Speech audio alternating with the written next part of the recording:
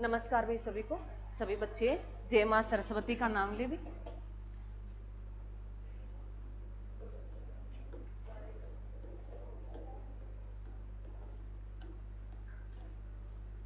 क्या सब्जेक्ट पढ़ रहे हैं मेरे बच्चों? इकोनॉमिक्स पढ़ रहे हैं। क्या पढ़ रहे हैं? इकोनॉमिक्स। और इकोनॉमिक्स में हम क्या कर रहे हैं? भारतीय अर्थव्यवस्था। क्या पढ़ रहे हैं? भारतीय अर्थव्यवस्था। भारतीय अर्थव्यवस्था जो मेरे बच्चों हम पढ़ रहे हैं, अभी तक हमने कितने टॉपिक कर लिए? मैं एक बार तुम्हें 5 मिनट जो है बता देती हूँ। जो है भारतीय अर्थव्यवस्था में हमने पहले तो जो है अर्थव्यवस्था और अर्थशास्त्र के बारे में हमने पढ़ लिया। उसके बाद जो है आर्थिक विकास और आर्थिक समृद्धि के बारे में पढ़ लिया है। भी अगर तुम्हें पैसे में चेंज मिले वो कैसी है? ग्रोथ होती है हमारी। अगर तुम्हें पैसे के साथ हमारे में जैसे हमारी शिक्षा बढ़ गई, हमारा स्वास्थ्य अच्छा है, तो वो कैसा होता है? डेवलपमेंट होता है। वैसे ही देश में होता है। उसके बाद थर्ड टॉपिक अगर बात करें तो हम राष्ट्रीय आय का टॉपिक किया था। कौन सा किया था? राष्ट्रीय आय का टॉपिक किया था। उसके बाद जो हमने कौन सा टॉपिक किया? आर्थिक नियोजना की थी। आर्थिक नियोजना में हमने क्या क्या पढ़ा? आर्थिक नियोजना, उसमें योजना आयोग कंप्लीट पढ़ा। उसमें 12 पंचवर्षीय योजना थी, वो हमने कंप्लीट कर लिया। उसके बाद जो हमारा टॉपिक रहा वो नीति आयोग का रहा। नीति आयोग के बाद हमने जो टॉपिक किया था वो गरीबी कर लिया। आज जो हमारा टॉपिक रहेगा मेरे बच्चों भारतीय अर्थव्यवस्था में, वो क्या रहेगा? नई आर्थिक सुधार नीति। नई आर्थिक सुधार नीति।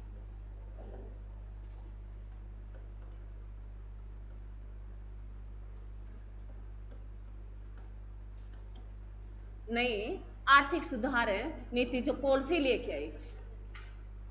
नई आर्थिक सुधार नीति, जहां से क्वेश्चन है पूछा ही जाता है। और ये नई आर्थिक सुधार नीति आई थी मेरे बच्चों, ये आई थी 1991 में। ये आई थी 1991 में।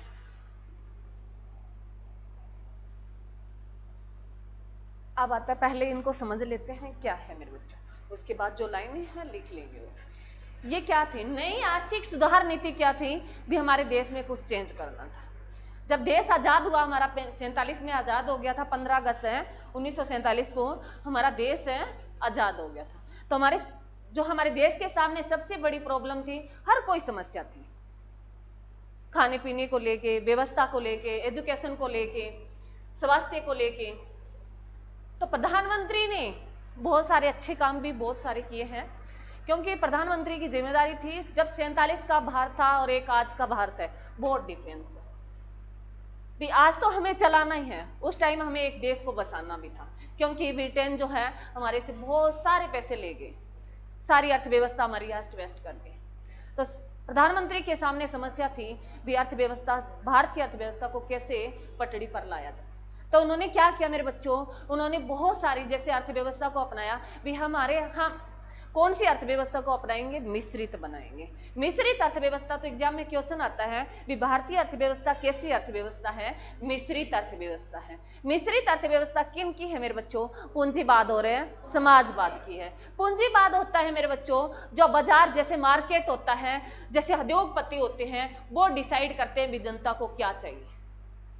और मार्केट जो है हमेशा तुम्हें पता है भी कोई भी दुकानदार हो चाहे कोई भी उद्योगपति हो, क्या देखता है? अपना फायदा देखता है, अपना प्रॉफिट पहले देखेगा, उसके बाद जनता को देखता है।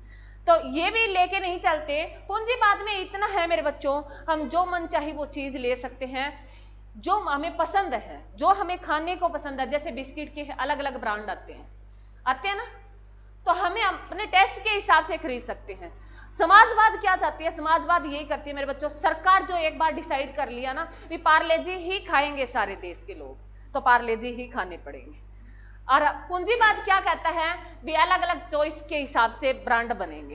तो इतना ही डिफरेंस है। भी हमें अपनी जो है, जिसको कहते हैं ना भी एस लेना, मतलब जैसे मान लो हर फैसिलिटी लेना, तो वो हमारी किससे पूरी हो सकती है? पूंजी से। पूंजीवाद ही पूरी कर सकता है, ना कि समाजवाद करेगा। समाजवाद तो हो सकता है मेरे को पार्ले जी पसंद हो, आपको अलग हो, और मैं कहूंगी नहीं, और मैं सरकारी तंत्र में हूं, नहीं पार्ले जी सही है, तो मतलब ये अलग अलग था। तो समाजवाद को लेके चलना इसलिए जरूरी था क्योंकि उस टाइम हमारे पास साधन कम थे। साधन क्या थे? बहुत कम थे। और हमारी आवश्यकताएं क्या थी, बहुत ज्यादा थी।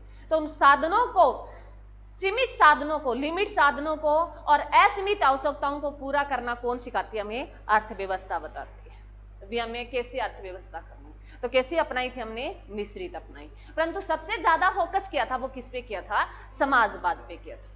समाजवाद के बाद धीरे धीरे जैसे प्रधानमंत्री भी 64 में जाके, 64 में हुई या 66 में हुई जवाहरलाल नेहरू की मृत्यु, 66 में हुई थी, 64 में हो गई थी। उसके बाद अलग अलग प्रधानमंत्री आते गए, इंदिरा गांधी आई। इंदिरा गांधी को खौफ था भी मेरी सत्ता ना चली जाए, तो उन्होंने भी बहुत सारे काम किए। हमने क्या किया, उद्योगों को बांध दिया। क्या किया, उद्योगों को बांध के रखा कि आपको लाइसेंस, कोई भी उद्योग लगाना हो, छोटा बड़ा उद्योग लगाना हो, तो हमें क्या लेनी पड़ती थी, सरकार की परमिशन लेनी पड़ती थी। अगर हमें एक शॉप भी अगर खोलनी पड़े तो भी परमिशन है सरकार की लेनी पड़ती थी। उसके बाद भी जिम्मेदारियां बनती थी। सरकार ने कहा भी अगर तुम्हारा जो बेनिफिट है, मान लो भी 100 रुपए से, मान लो, मैंने मान के कहा भी, करोड़ भी था उस टाइम भी, इतना एक क्राइटेरिया रखा था भी अगर आमदनी आपकी इससे प्लस जाती है, 100 का रखा, उससे प्लस गई आपकी, तो सरकारी अंडर में ले लिया जाएगा। भी कोई भी चीज है, कोई भी आपने उद्योग लगाया और उसमें रखा गया भी आपकी जो है ये उद्योग कंपनी जो है, कोई भी फैक्ट्री है, अगर ये 100 करोड़ से ज्यादा बेनिफिट कमाती है तो इसको क्या किया जाएगा, राष्ट्रीयकरण कर दिया जाएगा, सरकार के अंडर में ले लिया जाएगा। और तुम्हें पता है भी सरकारी अंडर में आते ही तो सरकार में क्या हो जाता है, राष्ट्रीयकरण कोई चीज हो जाती है तो उसका 51% हिस्सा सरकार को देना पड़ता है। मान लो जब राष्ट्रीयकरण कोई चीज का हो जाता है ना, प्राइवेट तंत्र है और उसका राष्ट्रीयकरण कर दें तो किसको 51% हिस्सा सरकार को देना पड़ता था। अब भाई 100 रुपए में 51 सरकार ले ले, माथा पच्ची हम करें। मान लो हमें कह दे कोई प्राइवेट हमारा काम है, अच्छा चल रहा है, अच्छा बेनिफिट आ रहा है, पहले तो हम 99 ले रहे थे, 100 से कम ही थे, 99 ले रहे थे, वो तो हमारे हिस्से में थे। उसके बाद सरकार ने कहा भी अगर आप 100 क्रॉस किया, कोई भी उद्योग कंपनी 100 क्रॉस कर रही है तो उससे वो सरकार के अंडर में आ जाएगी और उसका 51% हिस्सा कौन ले लेगी, सरकार ले लेगी। तो भाई कौन चाहिए, 99 भी ठीक है हम तो, अरे 100 नहीं है तो 99 भी ठीक है, कहाँ 50, ये 49 और कहाँ ये 99। आपने देखा होगा रिचार्ज होता है ना 399 का, जैसे 99 का सामान, और वहां जाते हैं 1 रुपया हमारे पास खुला नहीं है, 100 का ही दे दो, तो फिर 100 का ही रख लेते हैं सामान सीधा ही, ये 99 ही क्यों रखा। तो ये होता है मेरे बच्चों भी, यहां तक ये बेनिफिट होता है, क्या होता है, ये बेनिफिट होता है। तो हर कोई अपने दिमाग से करता है। तो ये ध्यान रखना भी जो है क्या क्या उद्योगों पर सबसे ज्यादा कब्जा रखा सरकार ने। एक तो पहले लाइसेंस दे दिया, लाइसेंस देने के लिए कतार बनानी पड़ती, बहुत सारे पैसे चाहिए, पैसे से काम नहीं चलता, हमारी आगे जान पहचान भी होनी चाहिए। तो उसके लिए लोगों को बहुत परेशानी का सामना करते, और लोग ये सोचते भी इतना अगर हम स्ट्रगल करके हमें कोई उद्योग लगाना है और थोड़े पैसे हो, तो वो ये सोचता है इससे अच्छा ऐसे ही बेस्ट हो जाएंगे, मैं अपना एक गुजारा ऐसे कर लेता हूँ। तो किसी ने, ये उद्योगपति थे, वो धीरे धीरे अपनी भावनाओं को क्या गए, मारते गए। किसी ने उद्योग लगाना बंद कर दिया, भी अलग थे वो, ज्यादा थे वो तो कर ही रहे थे, और उसके बाद जो है उन्होंने क्या कर दिया, राष्ट्रीयकरण कर दिया औद्योगिक का। तो यह औद्योगिक, हम नई आर्थिक जो सुधार नीति है इसमें हम औद्योगिक नीति पढ़ेंगे भी, जो है सुधार क्या है, ये 91 वाली लास्ट करेंगे। इसकी शुरुआत तो पहले हो चुकी थी ना। हमें जो टॉपिक क्या है, हमारा एग्जाम के रिलेटिव टॉपिक आता है मेरे बच्चों, नई आर्थिक सुधार नीति, 91 वाली पहले बाद में करेंगे, थोड़ा सा इसका पीछे बैकग्राउंड पढ़ेंगे। तो लिखो, तो पहली जो मेरे बच्चों फर्स्ट जो औद्योगिक नीति आई थी, लिखो, तो 6 अप्रैल 1948 को आई थी मेरे बच्चों। पहली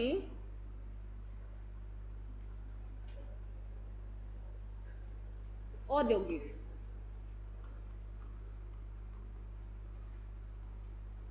जो नीति आई थी मेरे बच्चों, पॉलिसी आई थी, वो आई थी मेरे बच्चों 6 अप्रैल 1948 को लागू की गई, क्योंकि 47 में हमारा देश आजाद हुआ, 48 में नई औद्योगिक नीति बना दी गई। और इसके तहत क्या कहा गया, डिसाइड किया गया मेरे बच्चों, राजकोषीय नीतियां हैं, जैसे मैंने तुम्हें बताया ना एक दिन, अरे क्लास में जिक्र हुआ था या नहीं हुआ था भाई, ये क्या डिसाइड करता है? राजकोषीय नीतियां।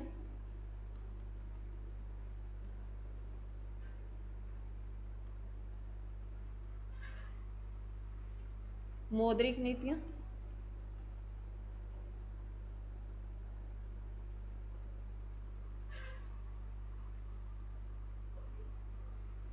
व्यापार नीति।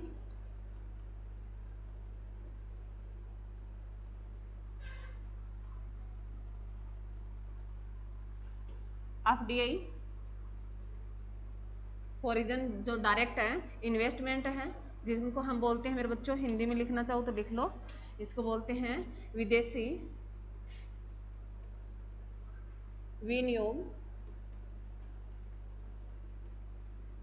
विनियोग जो है, विदेशी विनियोग है, फॉरेन डायरेक्ट प्रत्यक्ष जो है, प्रत्यक्ष निवेश मेरे बच्चों, सीधा जो है, जो एक देश दूसरे देश में लगाता है, विदेशी विनियोग है व्यय मेरे बच्चों।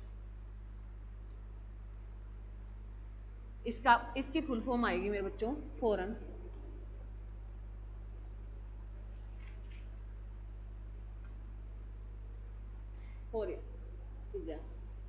डायरेक्ट है,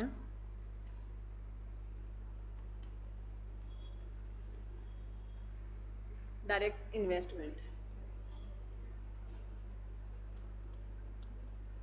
विदेशी प्रत्यक्ष निवेश, विदेशी प्रत्यक्ष निवेश जिसको विनियोग बोलते हैं, विदेशी विनियोग जो वे दूसरे देश जो है, हमारे देश में कोई उद्योग कंपनी लगाए,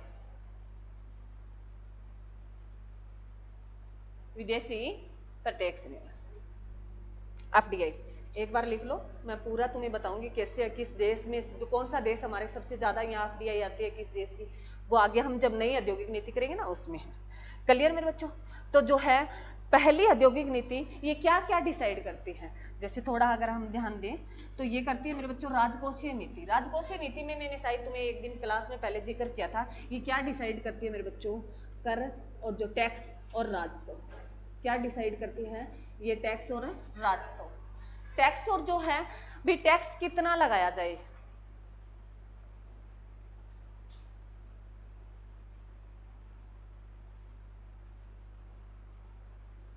टैक्स है भी कंपनियों पे है, जैसे मान लो पैसे पे है, तो ये टैक्स कौन डिसाइड करता है, राजकोषीय नीति करती है। और जो हमारी सरकार जो है ये औद्योगिक नीति के तहत आते हैं, जिसमें राजकोषीय नीति में टैक्स वगैरह और राजस्व होता है मेरे बच्चों।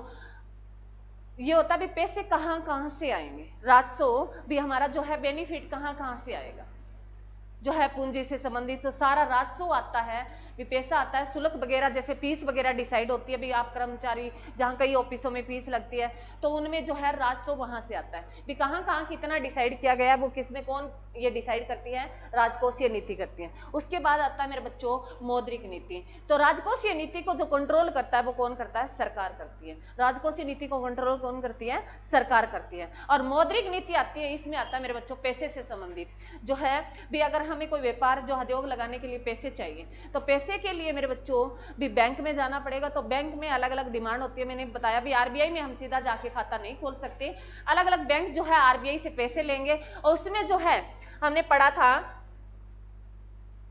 CRR, SLR, RR, triple R, BR, ये जो दरें होती है मेरे बच्चों, ये डिसाइड करता है कौन करता है, आरबीआई करता है भी कितने पैसे कौन रखेगा, ये सारे डिसाइड किए जाते हैं। क्लियर है?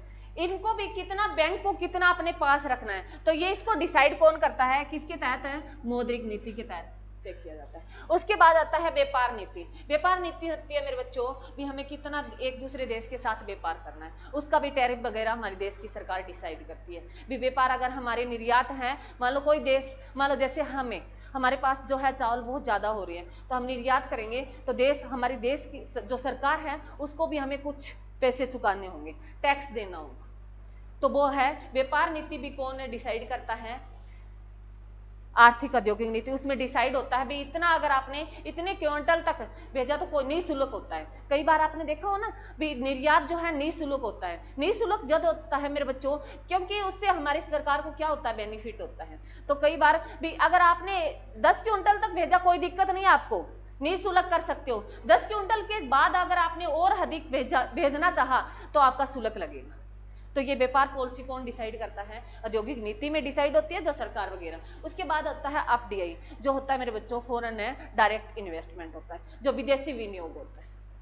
सीधा जो है दूसरा देश आके हमारे यहाँ कोई कंपनी लगाए, कोई उद्योग लगाए।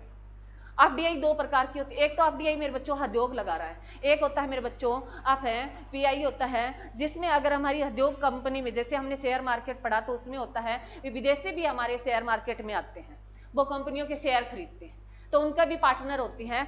तो ये विदेशी एफडीआई जो होता है, ये एग्जाम में क्वेश्चन आता है विदेशी विनियोग जो है सबसे ज्यादा भारत में कौन करता है, तो ये सिंगापुर सिटी करती है। ये आगे लिखेंगे। क्लियर है यहाँ तक? अरे क्लियर है? उसके बाद दूसरी जो आई थी मेरे बच्चों, उस टाइम प्रधानमंत्री, ये पूछता है पहली औद्योगिक नीति जो आई थी उस टाइम प्रधानमंत्री कौन थे, जवाहरलाल नेहरू थे। कौन थे? जवाहरलाल नेहरू। 64 तक कौन रहे? जवाहरलाल नेहरू रहे। जवाहरलाल नेहरू के टाइम में ही दूसरी औद्योगिक नीति आ गई थी। सेकंड लिखो मेरे बच्चों, सेकंड है औद्योगिक नीति, दूसरी औद्योगिक नीति।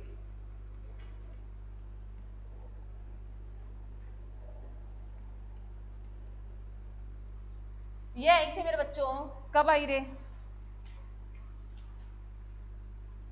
ये अप्रैल 2056 में आई थी। 2056 में नहीं, 1956 में। हाँ जी, अप्रैल 1956 में आई थी। 2056 तो आया ही नहीं अभी तक। ये आई थी, कब आई थी? अप्रैल 1956 में आई थी।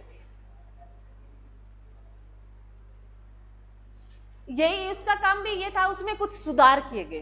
क्या किए गए मेरे बच्चों? सुधार किए गए। इसके तहत सबसे ज्यादा फोकस किया गया था। तो ये जो 56 है, कौन सी पंचवर्षीय योजना शुरू हो गई थी मेरे बच्चों?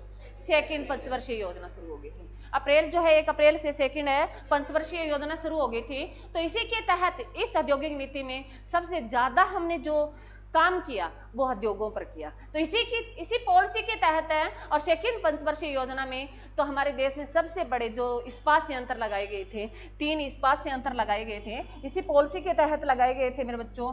जो हमने पढ़ लिया है पंचवर्षीय योजना में, मैं एक बार रिपीट करा देती हूँ। जो हमने पढ़ा था इस्पात संयंत्र,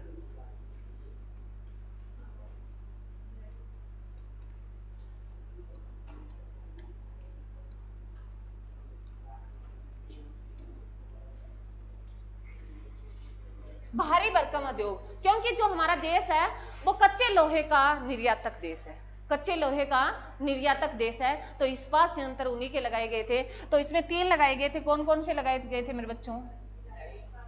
हाँ, पहला था भिलाई वाला, ये कहाँ लगाया गया? छत्तीसगढ़ में। सेकंड था मेरे बच्चों दुर्गापुर वाला, ये दुर्गापुर वाला कहाँ लगा? ये वेस्ट बंगाल में लगा। तीसरा था मेरे बच्चों राउत केला वाला, राउत है केला वाला, ये कहाँ लगा था? ये ओडिशा में लगा था। 3 लगाए गए थे। तो ये पूछता है भी बिलही जो इस्पात संयंत्र जो छत्तीसगढ़ में लगा वो किस देश की सहायता से लगा? रूस की सहायता से या यूएसएसआर की सहायता से। उसके बाद जो है दुर्गापुर वाला किस देश की सहायता से लगा? ब्रिटेन की सहायता से। उसके बाद राउरकेला वाला जो किसकी सहायता से लगा था? जर्मनी की सहायता से। क्लियर मेरे बच्चों? चलो अब पढ़ो, अब पढ़ेंगे हमें नई औद्योगिक नीति। तो सबसे ज्यादा इस टाइम भी 56 में भी प्रधानमंत्री कौन थे? पंडित जवाहरलाल नेहरू थे। मैंने तुम्हें पहले ही बता दिया 47 से लेके 64 तक जो हमारे प्रधानमंत्री रहे थे वो कौन रहे थे? पंडित जवाहरलाल नेहरू रहे थे। अब पढ़ेंगे मेरे बच्चों औद्योगिक नीति, नई औद्योगिक नीति।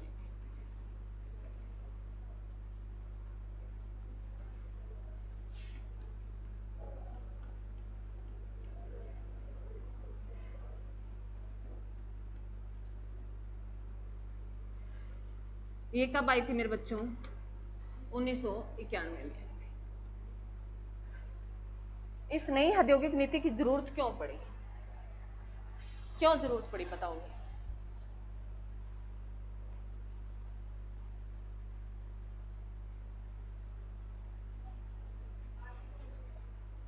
क्यों जरूरत पड़ी बताओ? अरे पुराने बच्चे तो बोल सकते हैं।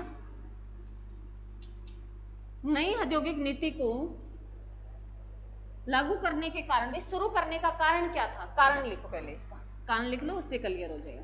कारण बताना है। नई औद्योगिक नीति का जो है शुरू करने का कारण क्या था? कारण था मेरे बच्चों, एक तो खाड़ी युद्ध है, खाड़ी युद्ध, और दूसरा था मेरे बच्चों भुगतान संतुलन। भुगतान है जो असंतुलन था। क्या था जो मैंने तुम्हें बताया है?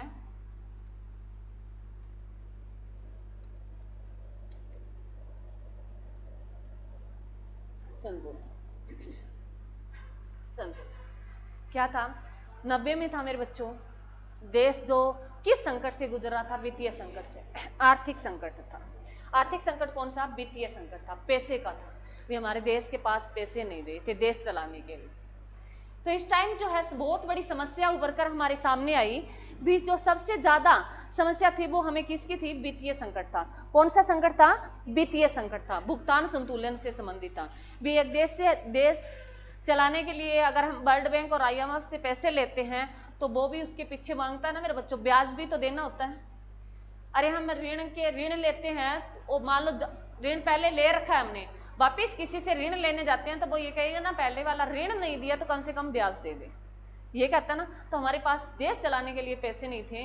तो जब हमारे प्रधानमंत्री उस टाइम है, ये पूछता है मेरे बच्चों नई औद्योगिक नीति, उस टाइम प्रधानमंत्री कौन थे? तो प्रधानमंत्री जब नई ये पॉलिसी शुरू की गई, प्रधानमंत्री थे नरसिम्हा राव थे। कौन थे मेरे बच्चों? नरसिम्हा राव थे। नरसिम्हा राव के सामने, नरसिम्हा राव क्योंकि सरकार भी बदल रही थी, प्रधानमंत्री बनते जा रहे, वित्तीय संकट था, हर कोई एक दूसरे पर इल्जाम लगा रहा था भी आपने ज्यादा घोटाले किए, ऐसे किए, तो सरकारें बदल रही थी।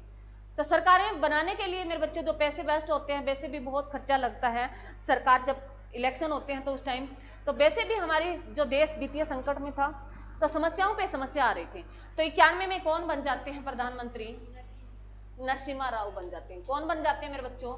नरसिम्हा राव बन जाते हैं। जब एक देश का प्रधानमंत्री आता है, पद पे सिंहासन पे बैठता है, और जनता के लिए, जो जनता का शासन चलाना है उसके लिए पैसे नहीं थे, सारे जो भंडार थे वो खाली हो चुके थे। तो नरसिम्हा राव के सामने सबसे बड़ी समस्या क्या थी? वित्तीय संकट था। क्या था? वित्तीय संकट था। तो मेरे बच्चों ये पूछता है भी 1991 में जो सबसे बड़ी समस्या क्या थी? वित्तीय संकट थी।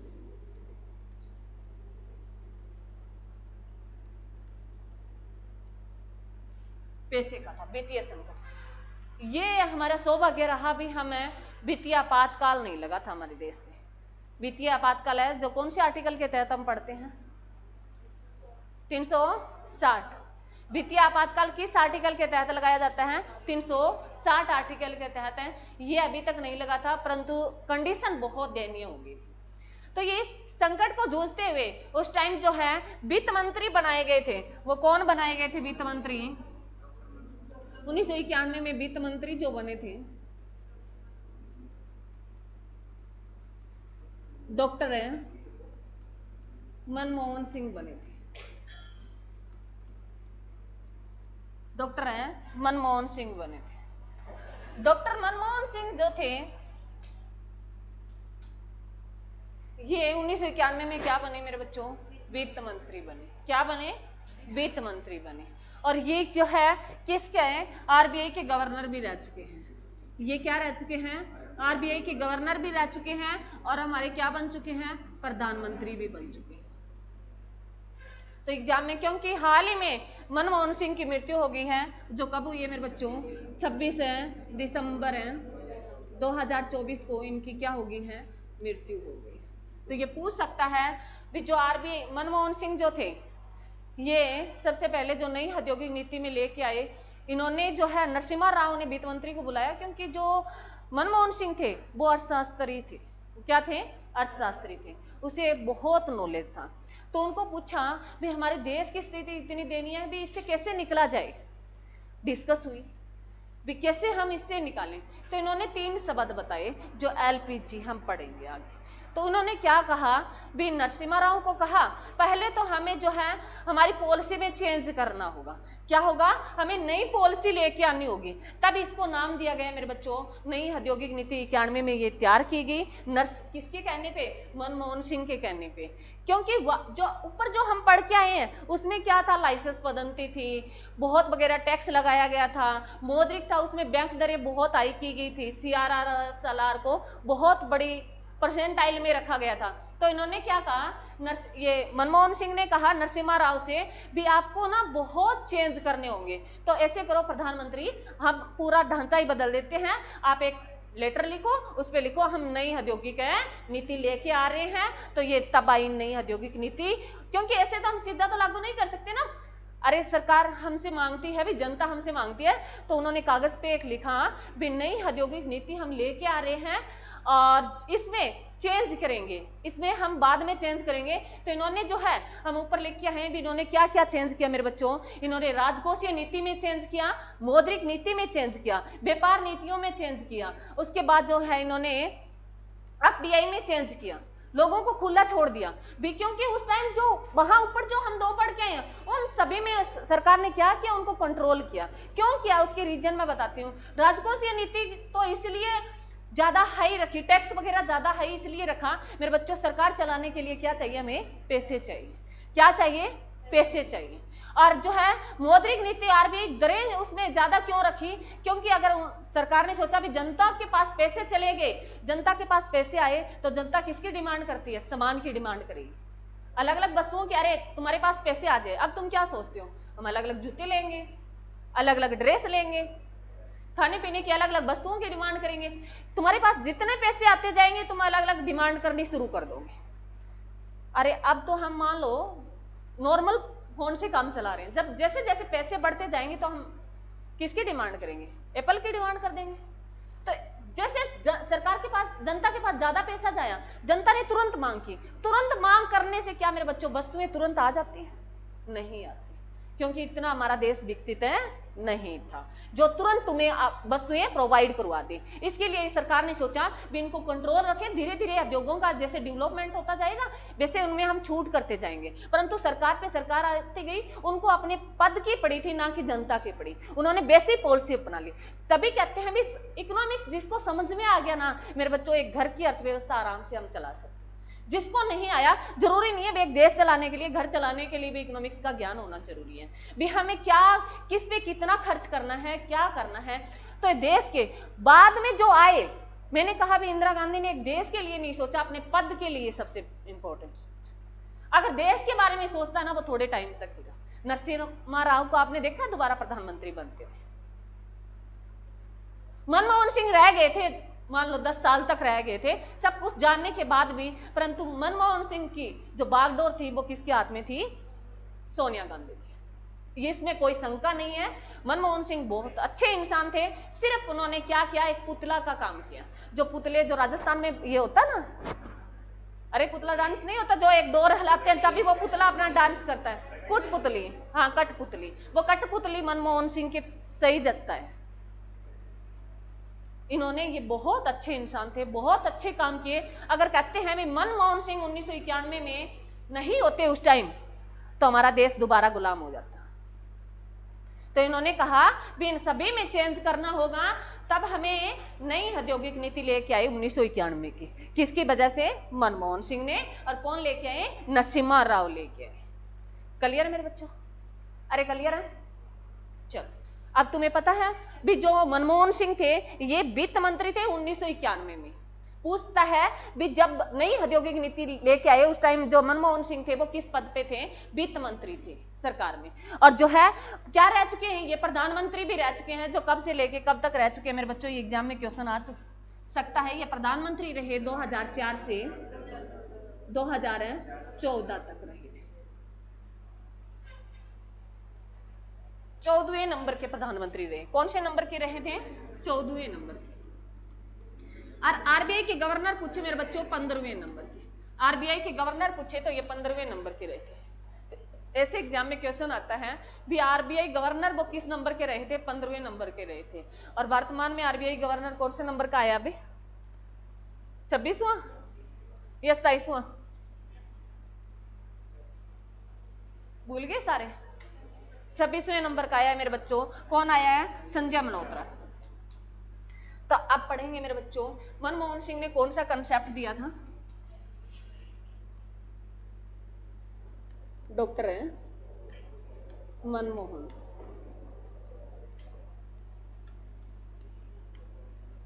ने एक कंसेप्ट दिया, 3 शब्द दिए इन्होंने, LP और G, 3 दिए थे।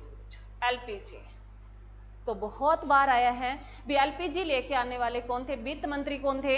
मनमोहन सिंह थे। और प्रधानमंत्री कौन थे? नरसिम्हा राव थे। ये LPG क्या है मेरे बच्चों? लिबरलाइजेशन, जिसको बोलते हैं उदारीकरण।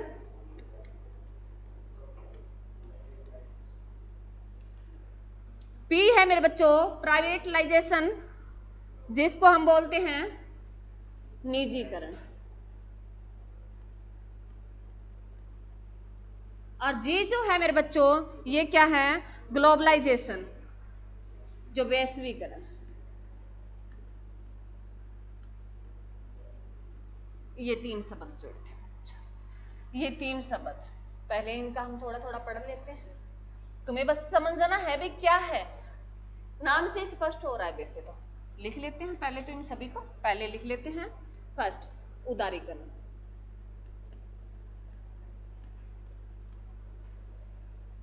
उदारीकरण में मेरे बच्चों 3 शब्द आते हैं। लाइसेंस आता है,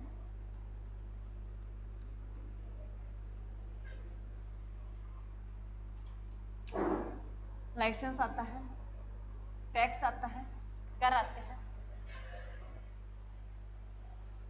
ये नाम इतना लिखना है, मैं जब बताऊंगी तो मैं एक लाइन में स्पष्ट हो जाएगा। उदारीकरण क्या था? उदारीकरण था मेरे बच्चों, मनमोहन सिंह ने कहा प्रधानमंत्री को, पहले तो प्रधानमंत्री को बताया ना भी कैसे कैसे हम हमारे देश में चेंज करने जा रहे हैं। ये घटना इतनी नहीं थी मेरे बच्चों। ये किसके पास पैसे मांगने गए थे? मैंने शायद तुम्हें क्लास में बताया है, थोड़ा सा और बता देती हूँ। हाँ जी, ये 2 संगठन थे पैसे के लिए। इनके पास हमारे मनमोहन सिंह और प्रधानमंत्री जाते हैं नरसिम्हा राव।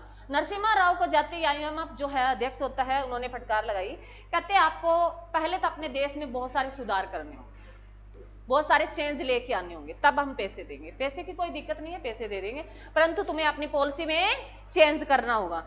जो अपनी औद्योगिक नीति, जो आपने पॉलिसी बना रखी है, उसमें बहुत सारे चेंज करने होंगे। जिसमें उन्होंने कहा पहले तो तुम ना लाइसेंस पद्धति खत्म कर दो, अगर तुम्हें चाहिए।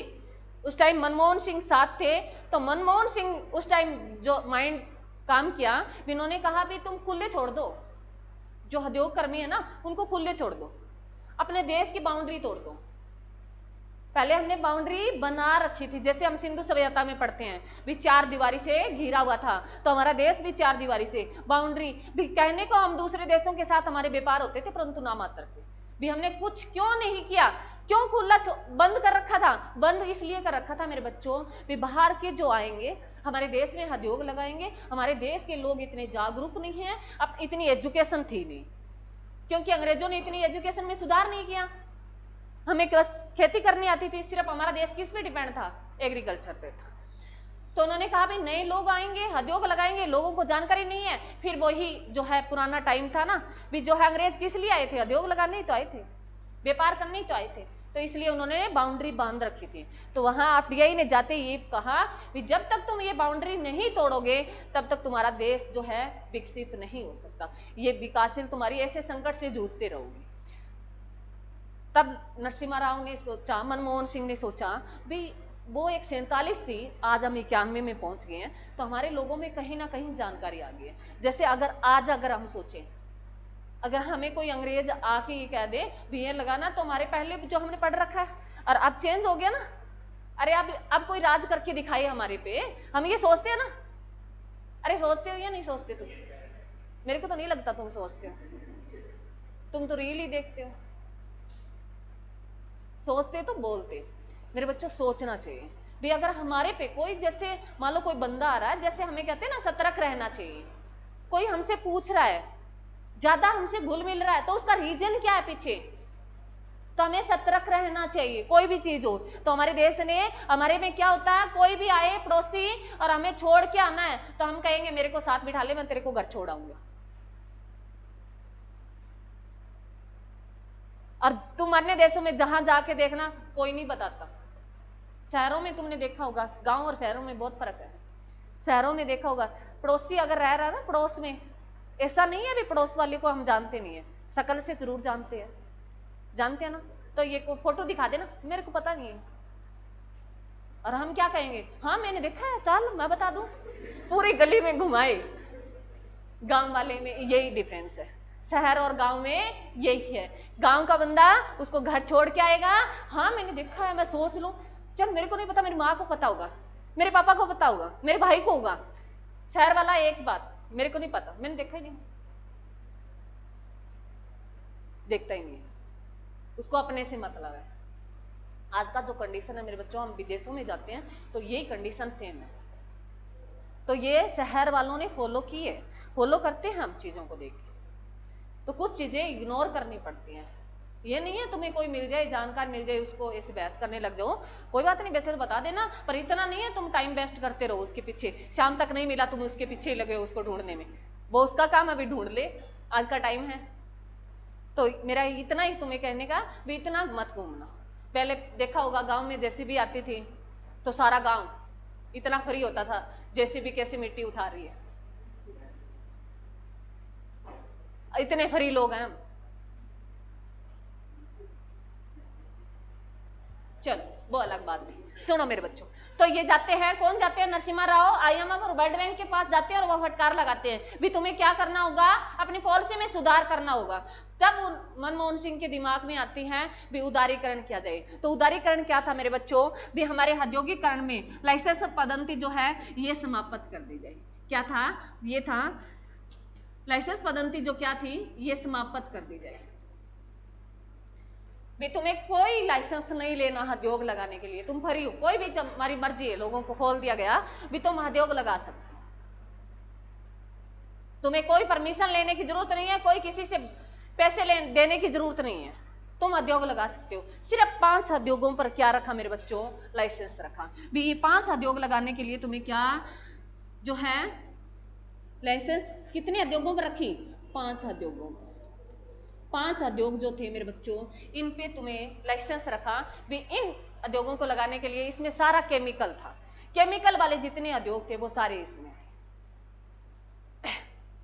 पेय पदार्थ थे जो ये दारू वगैरह, शराब वगैरह, ये इस पे, और परमाणु संयंत्र, ये इलेक्ट्रॉनिक जो सामान था वो इसमें 5 उद्योगों में रखा। तो ये पूछता है क्वेश्चन है भी कितने उद्योगों को छोड़ के बाकी सारे फ्री कर दिए थे, 5 उद्योगों को छोड़कर बाकी सारे उद्योग फ्री कर दिए थे लाइसेंस के लिए। ये तुम्हें जो है 5 उद्योग लगाने के लिए क्या चाहिए, लाइसेंस लेना होगा, सरकार की परमिशन है, जरूरी है। क्योंकि अगर हम रासायनिक कोई उद्योग लगा रहे हैं, मतलब परमाणु संयंत्र लगा रहे हैं, जैसे ये गोरखपुर वाला लगा है, तो ये एक रिस्क है ना मेरे बच्चों, तो ये से हम नहीं कर सकते, क्योंकि हमें अगर बाई चांस कुछ रिसाव हो जाता है तो उसके जिम्मेदार कौन है, यहाँ तो सरकार लेगी, सरकार से परमिशन लेके बन रहा ना।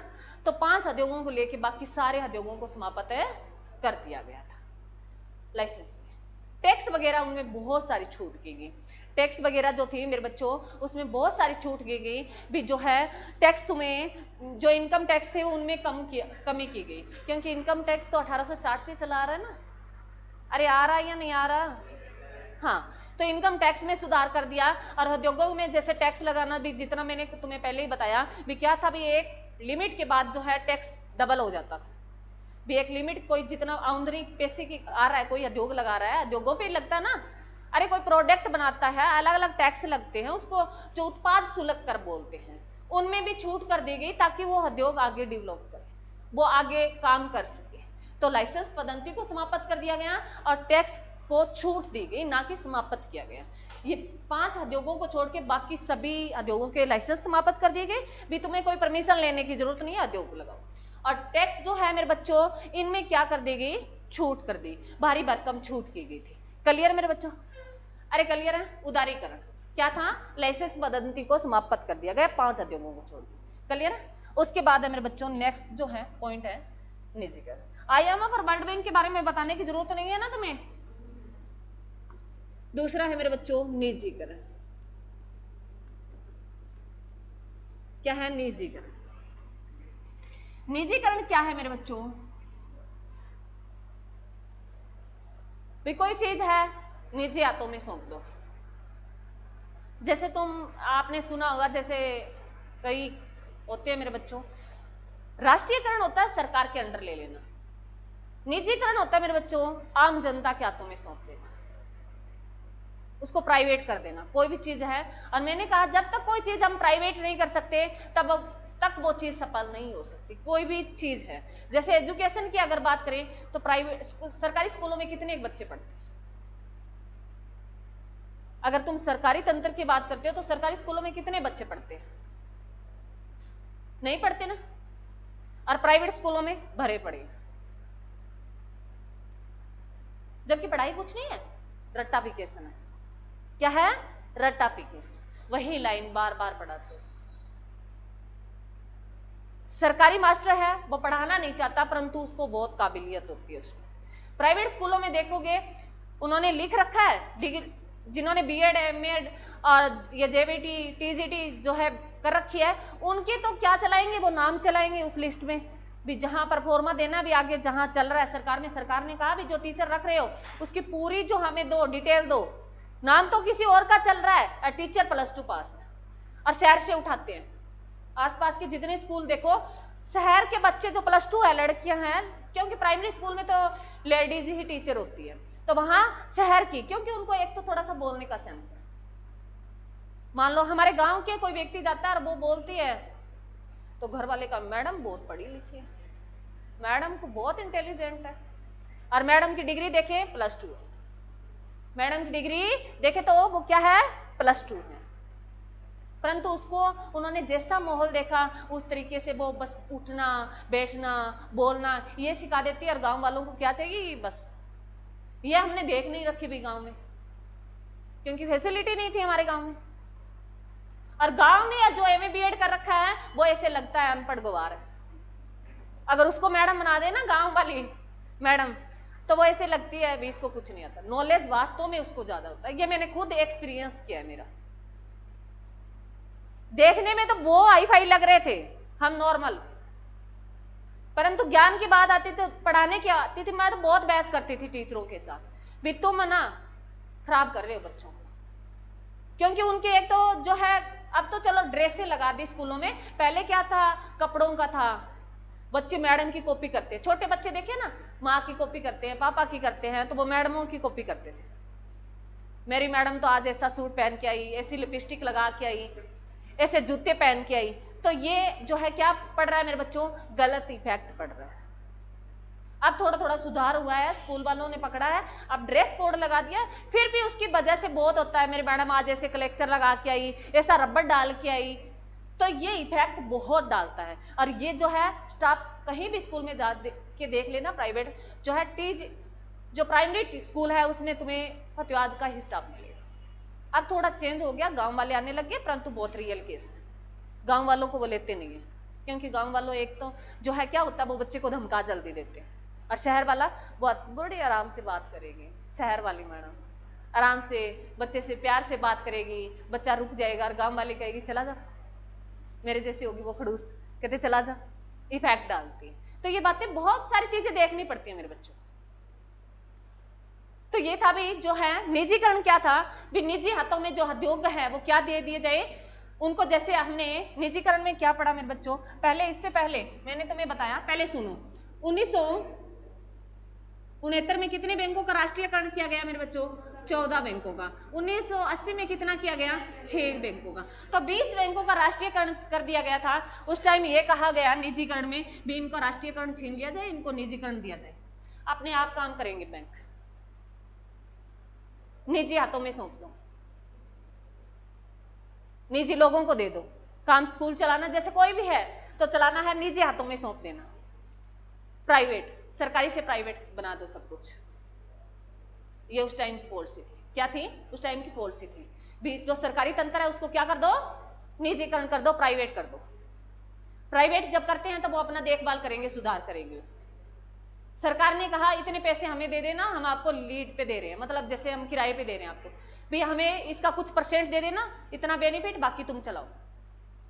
तो ये था मेरे बच्चों निजीकरण था, प्राइवेट हाथों में सौंप देना, चाहे वो उद्योग हो, कुछ भी हो। सरकारी तुम्हें लग रहा है भी सरकारी चीज है और ये सफल नहीं हो रही, मतलब जितना हमें इससे बेनिफिट चाहिए उतना बेनिफिट नहीं आ रहा। जैसे कोई हवाई अड्डा होता है, बंदरगाह होती है, उनकी बोलियां छूटती है मेरे बच्चों, बोलियां लगती है, जो जितना पैसा देगा उसके बाद सरकार कहती है इसका कुछ हिस्सा हमें, इतना हिस्सा दे दीजिए, हमारा काम चल जाएगा, बाकी इससे ज्यादा बेनिफिट आता है वो तुम संभाल लो। तो वो क्या करते हैं, सफाई वाले रख लेते हैं 5-5 हजार, और जब सरकारी तंत्र होता है सफाई वाले का भी 40-50 हजार रुपये हो जाते हैं, और प्राइवेट तंत्र में वो 10-15 हजार में काम चला देंगे। तो एक सरकारी एक रख रहा है 40 हजार में, और प्राइवेट वाला 4 रख लेगा 10-10 हजार में, और जब 4 आदमी काम करने लग जाए मेरे बच्चों तो सफाई जल्दी हो जाएगी ना, और अच्छा साफ सुथरा रहेगा। और एक कर रहा है वो, अरे तेरे को कौन देख रहा है, और चारों में कंपटीशन होता है। तो ये होता है मेरे बच्चों, तब क्या कहा वे प्राइवेट जो है उसको क्या कर दिया जाए, निजीकरण कर दिया जाए। क्लियर है? उसके बाद है मेरे बच्चों वैश्वीकरण। तुम अपनी भाषा में लिख लेना इसको, बाकी समझ में अगर तुमने ध्यान से सुना है तो समझ में आ गया। थर्ड पॉइंट था मेरे बच्चों वैश्वीकरण, जो ग्लोबलाइजेशन था। ये था मेरे बच्चों दूसरे देशों के साथ जो है हमारी व्यापार पॉलिसी में सबसे ज्यादा चेंज किया गया, व्यापार है नीति में सबसे ज्यादा चेंज किया गया। इसी में व्यापार नीति में, व्यापार नीति क्या होती है मेरे बच्चों, आयात निर्यात में छूट कर दी गई। क्या कर दी गई, आयात इंपोर्टिंग और एक्सपोर्टिंग,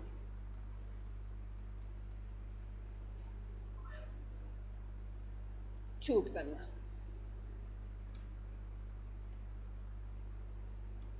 छूट कर, ये छूट कर दी गई थी। क्या कर दिया इसमें, टैरिफ वगैरह जो है वो कम कर दिए, ना मात्र के रखे, भी निर्यात करो और आयात करो। देश में जो सामान सबसे ज्यादा बन रहा है दूसरे देशों को निर्यात कर दो। जो हमारे देश में मान लो सामान तो बन रहा है परंतु बहुत कॉस्टली बन रहा है, लागत ज्यादा आ रही है सामान बनाने में, तो बाहर से मंगवा सकते हैं। अगर हम चाइना से कोई सामान लेके आते हैं, रीज ही पड़ रहा है, मतलब जब हम लेके आ रहे हैं वो सारा टैक्स वगैरह चुकाने के बाद भी वो सामान सस्ता हमारे देश में मिल रहा है, तो कोई जरूरत नहीं है भारत में बनाने के लिए, चाइना से वो क्या कर लो, इंपोर्ट कर लो। तो ये जो है आयात निर्यात में किन में छूट कर दी थी, टैरिफ वगैरह टैक्स वगैरह वो हटा दिए थे, इन पे टैरिफ वगैरह। और इनमें होता है मेरे बच्चों टैरिफ होता है जो अब तुमने हाल ही में चर्चाओं में सुना है, जो क्या कर रहा है डोनाल्ड ट्रंप, हाँ जी टैरिफ बढ़ा रहा है जी, ये टैरिफ मेरे बच्चों, ये इन्हीं पे लगता है मेरे बच्चों। और सबसे ज्यादा हमारा निर्यात होता है ना वो यूएसए के साथ ही होता है। निर्यात पूछे ना, भारत सबसे ज्यादा निर्यात किस देश को करता है, यूएसए को करता है। भारत है सबसे ज्यादा निर्यात किसको करता है, एक्सपोर्टिंग किसको करता है, तो यूएसए को करता है। तभी कह रहे हैं, तभी आपने सुना होगा अलग अलग कमेंट आते हैं भी जैसे टैरिफ अगर सरकार डोनाल्ड ट्रंप ने लगा दिया है तो भारत की अर्थव्यवस्था पे सबसे ज्यादा इफेक्ट पड़ेगा, क्योंकि सबसे ज्यादा हम निर्यात किसको करते हैं, यूएसए को करते हैं। उसके बाद है जो मेरे बच्चों आयात अगर पूछे तो चीन से करते हैं, सबसे ज्यादा आयात पूछे तो किससे करते हैं, चीन से करते हैं। आयात सबसे ज्यादा हमारा देश किससे करता है, चीन से करता है। सामान तो सबसे ज्यादा हम मंगवाते चीन से हैं क्योंकि सस्ता पड़ता है और वो हमारे पास देश लगता है, तो थोड़ा सा टैरिफ वगैरह में छूट मिल जाती है और सस्ता मिलता है। चले ना चले वो बात की बात है। निर्यात जो है सबसे ज्यादा हम करते हैं यूएसए को, क्योंकि वो एक पावरफुल कंट्री है, पैसे अच्छे हैं तो हमें पैसे जो है ज्यादा मिलते हैं। तो निर्यात हम किसको जब सबसे ज्यादा करते हैं, यूएसए को करते हैं। और यूएसए हमारे देश की चीज भी बहुत ज्यादा इंपोर्ट हो गया ना उनके लिए, तो यूएसए के लिए वो सबसे ज्यादा हमारे देश से जो है आयात करता है और हमें उसको सबसे ज्यादा निर्यात करते हैं। क्लियर है? भारत सबसे ज्यादा निर्यात किसको करता है, यूएसए को करता है, और सबसे ज्यादा आयात किससे करता है, चीन से करता है। क्लियर है मेरे बच्चों?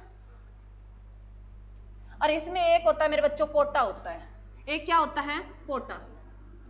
ये तो होता है टैरिफ वगैरह, निर्यात टैरिफ और आयात टैरिफ होता है। अब सुन लो, कोटा लिख देती हूँ मैं पूरा, पहले कोटा, पहले टैरिफ से आ जाए ना भाई, आयात पे टैरिफ लग जाए तो उसका क्या इफेक्ट पड़ेगा, मतलब है ये एक देश दोनों डिसाइड कर सकता है। निर्यात पे टैक्स लगा सकता है। निर्यात पे टैक्स इसलिए लगाया जाता है, मान लो कोई व्यापारी है जिसको लत लग गई भी, गांव जैसे हमारे देश में क्या बाहर से पैसे ज्यादा आ रहे हैं जबकि हमारी जनता को कोई चीज की जरूरत है, हमारे यहाँ नहीं दे रहा, वो विदेशों में भेज रहा है, तो सरकार क्या करती है उसको डांटने के लिए ऐसे नहीं कहेगा तेरे को सामान नहीं देना, वो क्या कर देगी, निर्यात टैरिफ लगा देगी। क्या लगा देगी, निर्यात टैरिफ लगा देगी, टैरिफ टैक्स वगैरह बढ़ा देगी निर्यात पे। तो वो व्यापारी जब हमें सामान देना है किसी देश को, टैरिफ ज्यादा कर दिया तो हम सामान देंगे नहीं, क्योंकि यहां हमने निर्यात पे टैक्स लगा दिया। वो आगे जाके जो खरीद रहा है तो वो किस पे इफेक्ट डालेगा, आयात पे डालेगा, तो आगे क्या सामान महंगा हो जाएगा। लोगों के पास इतने पैसे नहीं है तो सामान कहां से खरीदेंगे, तो हमारे निर्यात कम हो जाएंगे।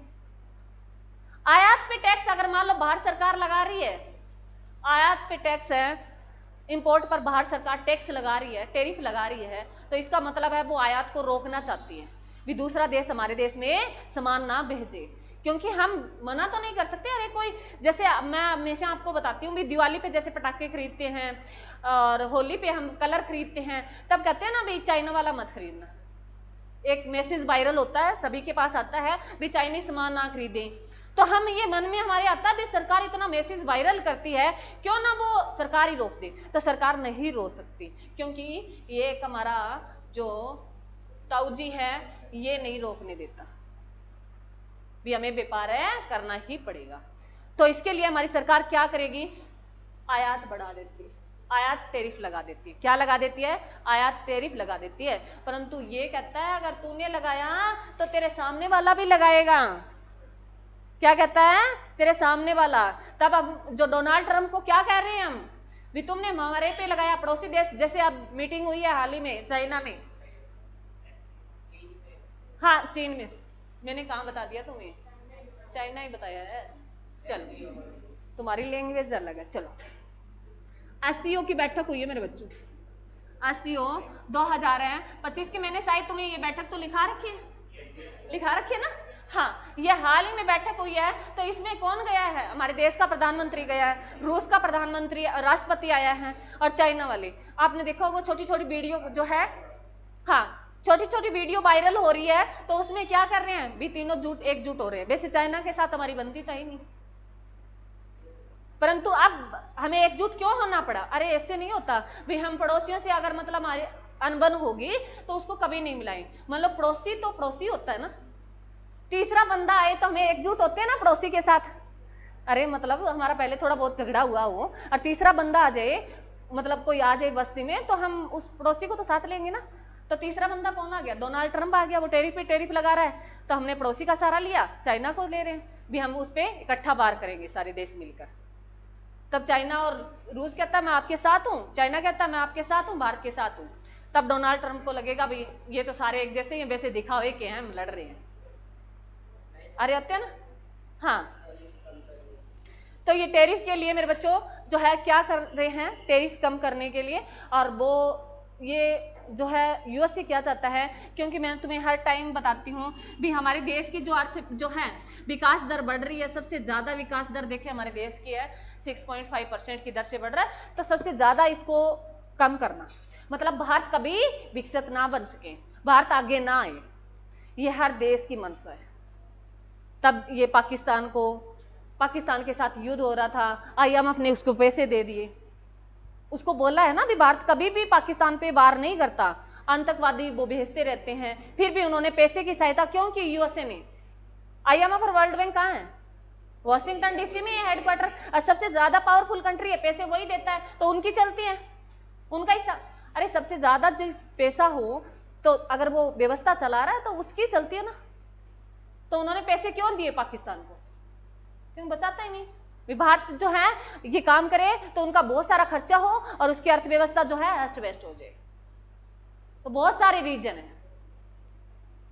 तो मेरे बच्चों तुम्हें इतना ही ध्यान रखना है तुम्हारे एग्जाम के ओरिएंटेड जो एलपीजी आएगा सिर्फ इतना ही पूछेगा भी जो एलपीजी आई उस टाइम वित्त मंत्री कौन थे, डॉक्टर मनमोहन सिंह थे, प्रधानमंत्री कौन थे, नरसिम्हा राव थे।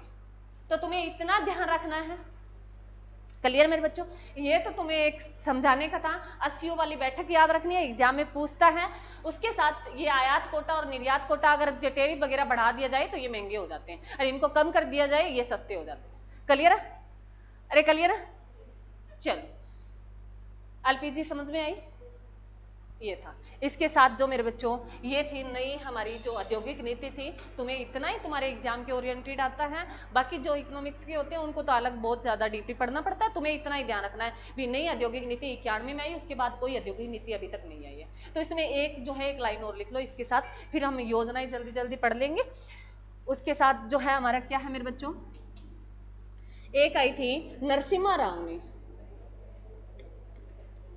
नरसिम्हा राव को हाल ही में कौन सा पुरस्कार मिला अभी? नरसिम्हा राव मेरे बच्चों, इन्होंने जो है सबसे ज्यादा जो चेंज किया था, इन्होंने बैंकिंग सुधार कमेटी लेके आए थे। क्या लेके आए थे? ये बैंकिंग है सुधार समिति।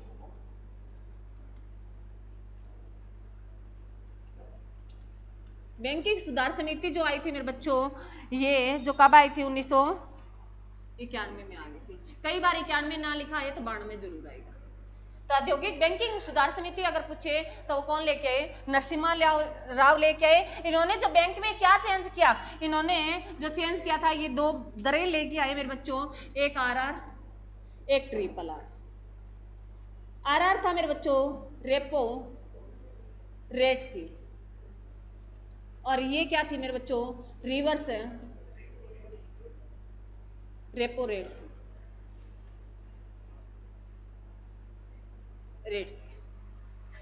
रेपो रेट और रिवर्स रेपो रेट, ये हम बैंक करेंगे तब अच्छी तरीके से बताऊंगी। आज तुम इतना समझ लो भी ये दो, एक डबल आ रहा है एक ट्रिपल आ रहा है। डबल आ रहा वो है रेपो रेट। इस ये रेपो रेट जो है ये तो लेता है मेरे बच्चों आरबीआई लेता है। कौन लेता है? आरबीआई लेता है। कोई बैंक मान लो जैसे एसबीआई बैंक को जरूरत पड़ गई आज पैसे की, और वो फोन करेगा आरबीआई को, मैनेजर को फोन करेगा भी मेरे को पैसे चाहिए, तुरंत चाहिए, तो आरबीआई कहेगा पैसे की कोई दिक्कत नहीं है, मैं दे दूंगा तुम्हें, परंतु तुम्हारे पास अब जो कौन सी दर लगेगी? रेपो रेट लगेगी। तो जो है रेपो रेट कौन डिसाइड करता है? करता तो सारी रेटें कौन डिसाइड करता है? आरबीआई करता है। परंतु जो आरबीआई के जो रेपो रेट में पैसे आएंगे वो किसके पास खाते में जाएंगे? वो आरबीआई के जाएंगे।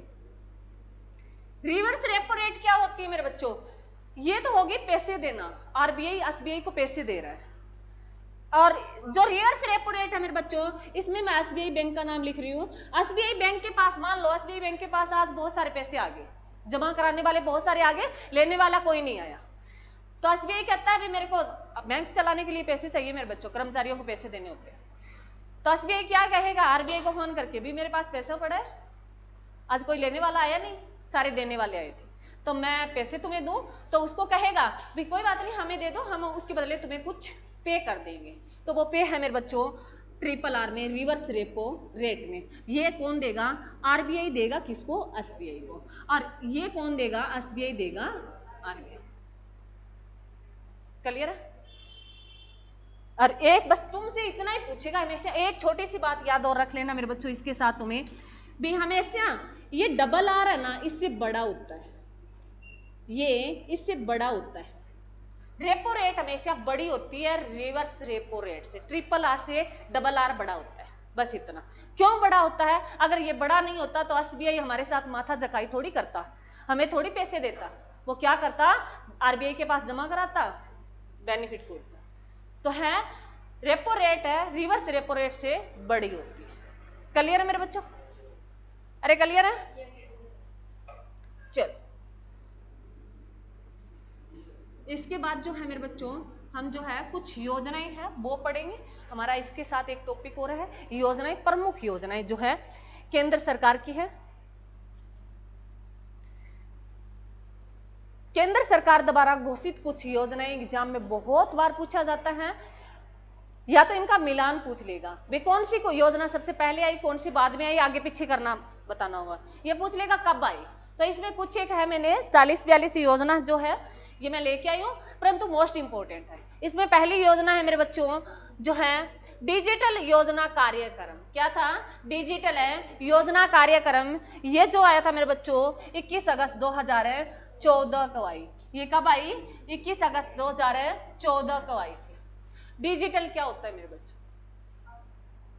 अरे क्या होता है?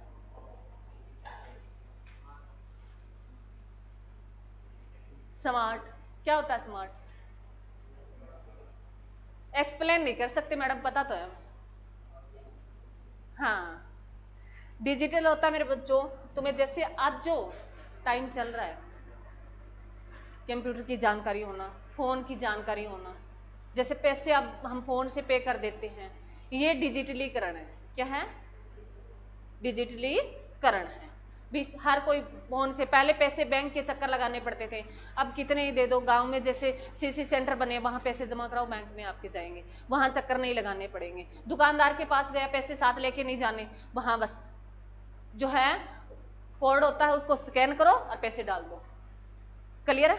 उसके बाद था मेरे बच्चों सेकंड जो थी प्रधानमंत्री जन धन योजना। मोस्ट इंपॉर्टेंट है, जन धन योजना थी। ये क्यों लेके आई, इसका एक छोटी सी कहानी है मेरे बच्चों। टाइम तो बहुत हो गया परंतु बताना जरूरी है। जन धन योजना थी फ्री के खाते खोलना, जो घर जा के खाते खोले थे, उन्होंने कहा भी खाते से लिंक करवाना। उस टाइम एक सरकार की पॉलिसी ये थी जन धन योजना। ये बहुत बार पूछी गई है। कब आई थी? 28 अगस्त 2014 को आई थी। इसके पीछे रीजन था सरकार का, क्योंकि जब सरकार बदलने वाली होती है ना, राहुल गांधी जैसे कांग्रेस की सरकार थी, मनमोहन सिंह प्रधानमंत्री थे, तो पता चल गया भी सरकार बदलेगी। लोगों के हाव भाव से पता चल गया। और जब सरकार बनने वाली होती है, इलेक्शन का टाइम होता है, तो तुमने देखा होगा बहुत सारी योजनाएं आती है, पैसे आते हैं, फ्री का अन्न आता है, एक महीना होता नहीं उससे पहले आगे आ जाता है, पेंशन टाइम से पहले एक दिन पहले आ जाती है। तो वो क्या होता है? लोगों को अपनी तरफ खींचना। क्या होता है? लोगों को अपनी तरफ खींचना। तो कांग्रेस सरकार ने क्या किया? लोगों को इतने पैसे दिए, हर योजना में इतने पैसे बांट दिए ताकि लोगों का झुकाव रहे उनकी तरफ। फिर भी यो सरकार बदलनी थी। क्या थी? सरकार बदलनी थी। तो सरकार सारे पैसे खत्म कर दिए। प्रधानमंत्री आए नरेंद्र मोदी जी, भी सरकार के पास पैसे नहीं तो फिर सरकार कैसे चले। उन्होंने कहा, उनकी एक सोची समझी चाल थी। उस टाइम तुम्हें पता है आरबीआई के गवर्नर बदले गए थे, उर्जित पटेल आए थे। आरबीआई के गवर्नर जो हैं उर्जित पटेल आए थे। उर्जित पटेल की ये सारा षड्यंत्र होता है मेरे बच्चों, सारे मिलके जैसे जितने होते हैं, आरबीआई गवर्नर होता है, वित्त मंत्री होता है, गृह मंत्री होता है, रक्षा मंत्री होते हैं, सारे मिलके करते हैं भी सरकार में, सरकार चलाने के लिए पैसे लेके आने, लोगों से निकलवाने। पैसे कौन देगा? आरबीआई नहीं देगा इनको सरकार के लिए, लोग देंगे पैसे, हम देते हैं। अरे पैसे ही हमारे, काम भी हमारा, सरकार को योग चलाना। तो पैसे निकलवाने, तो उनकी पॉलिसी थी भी क्या कर दो, खाते खुला दो घर जाके। टारगेट किसको किया गया? और आज भी ये सरकार किसको टारगेट करती है? महिला भोली होती है, जेंट्स तो समझदार होता है, वैसे कई भोले होते हैं, महिला भोली होती है। तो उनको बैंक का पता नहीं था, हमारी माँ के खाते नहीं थे और माँ के पास पैसे थे। माँ के खाते नहीं थे और पैसे थे। माँ तुम्हें कभी भी देख लेना बड़ी मुश्किल से पैसे देती है, बहुत मुश्किल से, सारी हदें पार कर जाए तब निकाल के ले जाती। तो सरकार की पॉलिसी थी भी औरतों को औरतें के खाते स्पेशल खोले जाएं, जेंट्स के मत खोलना। तभी घर गए, उनको बताया भी सरकार क्या तुम्हें इसका फायदा देगी। तब आया भी 500 रुपए सरकार डालेगी। कोरोना में किसी के आए होंगे, डाले भी थे, परंतु पैसे सरकार ने फिर खाते खुला दिए। तो उनको समझाया गया, माँ ने कहा भी ये किस लिए होता है, तो उनको बताया गया भी बैंक किस लिए होता है, सरकार पैसे देती है, तेरे पास है तो खाली पड़ा खाता क्या करता है, उसको जमा करा दो। किसी ने थोड़े करवाए, किसी ने ज्यादा करवाए, तो सरकार ने क्या कर लिए, सारे पैसे इकट्ठे कर लिए। एकदम सरकार के अंडर में बहुत सारे पैसे आ गए थे। खाते खुलते ही सरकार, लोगों ने क्या डालना शुरू कर दिया, उसमें पैसे डालने शुरू कर दिए थे और सरकार के पास धन आ गया, एक सरकार चला गई। बाद में संभाल लेंगे, बाद में तो कहीं से ईडी छापा मारेगी, कहीं हम मारेंगे, कर लेंगे। तो ये था मेरे बच्चों सरकार की पैसे, धन इकट्ठा करना, लोगों से धन खींचना। वैसे देखा जाए अच्छा काम भी था ये। वो सरकार कहते देखो भाई हर कोई काम करता है, जैसे मैं यहाँ पढ़ा रही हूँ तो मेरे बेनिफिट के लिए पढ़ा रही हूँ ना, भी मुझे पैसे देते हैं। तो हर कोई अपने बेनिफिट के लिए काम करता है।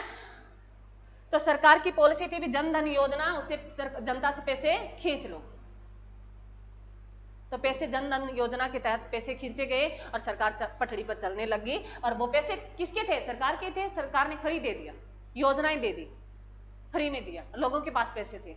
उसके बाद था मेरे बच्चों, तो ये पूछता है जन धन योजना, बहुत बार पूछता है, और इसमें सबसे ज्यादा है 60 करोड़ के लगभग हो गए हैं लोगों के खाते इसी जन धन योजना के तहत जोड़े गए अभी तक। उसके बाद है मेरे बच्चों क्या थी? दीनदयाल उपाध्याय अंत्योदय योजना, जो कब आई थी? 25 सितंबर 2014 को। मोस्ट इंपॉर्टेंट है मेरे बच्चों। उसके बाद है मेरे बच्चों सेकंड, ये फोर्थ, ये सबसे बेस्ट, स्वच्छ भारत मिशन। महात्मा गांधी वाली चश्मा ली और उस पर 2 नाम लिखाए, स्वच्छ और भारत, वही है ना? हाँ, और उसी तारीख को शुरू किया गया, 2 अक्टूबर 2014 को शुरू की गई थी। स्वच्छ भारत मिशन है, प्रधानमंत्री ने झाड़ू ले रखी और झाड़ू लगा रहा है। तो हम सोचते हैं प्रधानमंत्री झाड़ू लगा सकता है, हम कौन से? तो सभी ने ऐसे वैसे स्वच्छ रखना भी चाहिए। तो ये देखते हैं भी सामान वगैरह तुम इधर उधर भी खाते हो तो ये सामान उठा लिया करो। जैसे हमारी अकेडमी भी साफ सुथरी रहेगी, तो कहने का मतलब है भी तुम यहाँ सामान खा रहे हो, पॉलिथीन यहाँ गिर के जा रहे हो, आंटी सफाई करने वाली होती है वो कितना उठाएगी? तुम वो पॉलिथीन यहाँ डस्टबिन पड़ा उसमें डाल दो, और बाकी कोई अगर आता है नया बच्चा, बहुत अच्छी सफाई कर रखी है, और तुम वैसे पहले ही ऐसे ही डाल दो तो वो गंदी लगेगी। तो ये स्वच्छ भारत मिशन बहुत अच्छी योजना है। तो ये कब आई थी मेरे बच्चों? 2 अक्टूबर 2014 को आई थी। उसके बाद है मेरे बच्चों सांसद आदर्श ग्राम योजना। क्या थी? भी सांसद में जो मंत्री बने हैं वो एक एक गांव को गोद लेंगे और उसमें अच्छी फैसिलिटी देंगे, सड़कों से जोड़ देंगे, अच्छी व्यवस्था देंगे। तो मेरा जो ससुराल है भाई,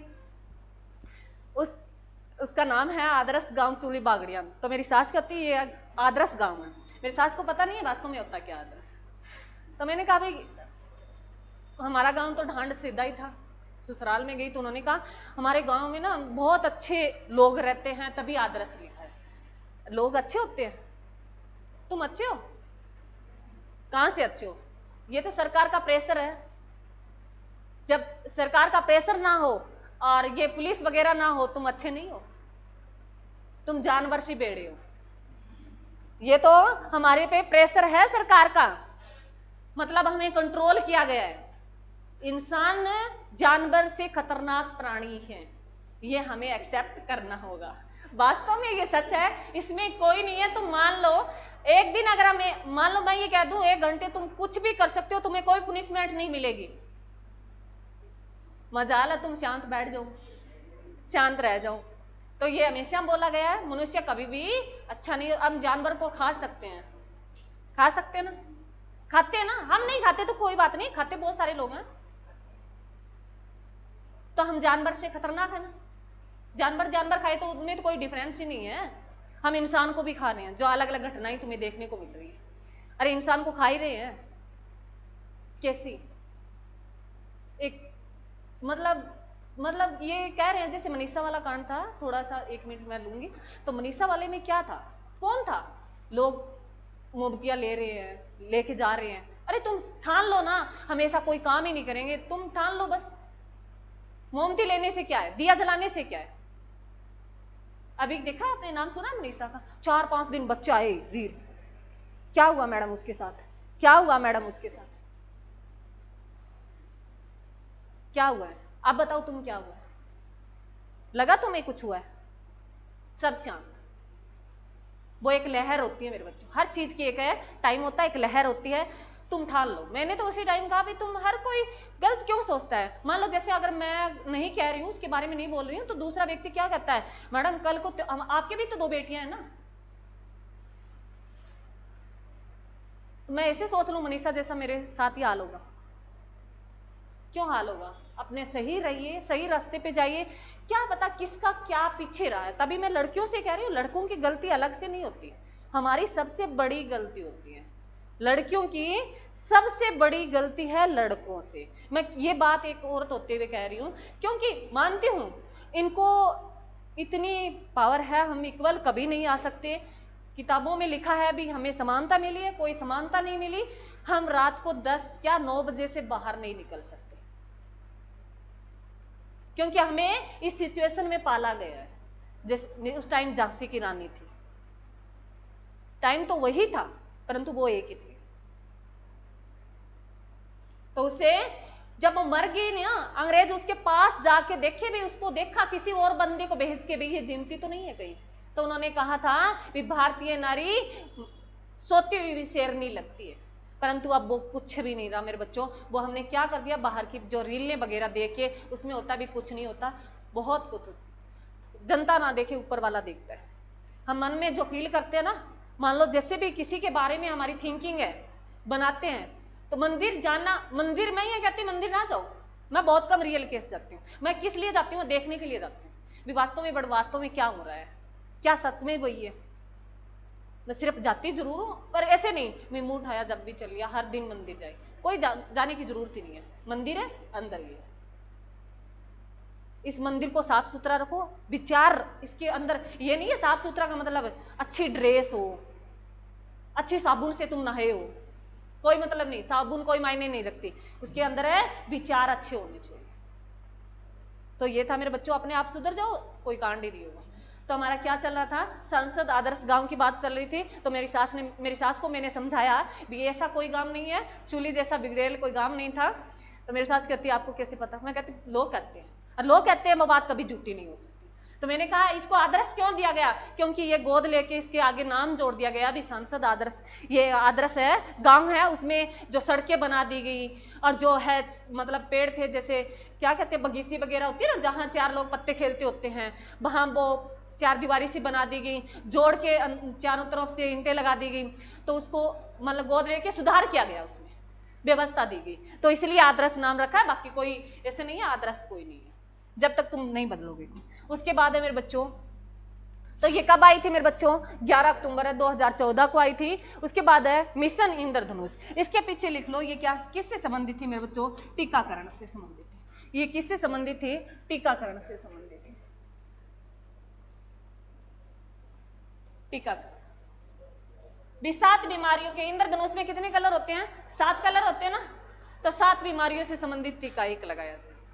छोटे बच्चों को लगता है, बड़ों को नहीं लगता। तो ये क्या थी, मिशन इंद्रधनुष, क्या किससे संबंधित थी, एग्जाम में बहुत बार पूछा गया है, किससे संबंधित थी, टीकाकरण से संबंधित थी। कब आई है मेरे बच्चों, ये 25 दिसंबर है 2014 को आई है। उसके बाद था मेरे बच्चों बेटी बचाओ बेटी पढ़ाओ, और ये कब आई है, 22 जनवरी 2015 को, और इसको लागू करने वाला कौन था, प्रधानमंत्री नरेंद्र मोदी था। कौन था, नरेंद्र मोदी था। और अभी इसको 10 साल हो गए, तो कौन सी योजना शुरू कर दी है, सखी योजना। कौन सी योजना की शुरू की है मेरे बच्चों, बीमा शक्ति योजना, लिख लो इसके पीछे,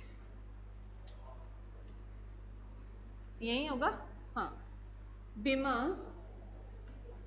सखी योजना।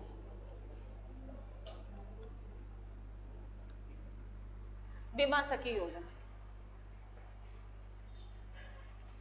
उसके बाद है मेरे बच्चों, ये क्यों, क्योंकि हरियाणा जो है, हरियाणा में लागू हुई है पानीपत से, क्यों लागू हुई, क्योंकि हरियाणा में जो लिंग अनुपात था वो सबसे कम था, 28वें नंबर पे थे, 29 राज्य थे तब 29वें पे थे, तो सबसे कम है लिंगानुपात था। अभी लड़के ज्यादा थे और लड़कियों की संख्या कम थी, और ऐसे मारते रहे तो वैसे ही कम हो जाएगी।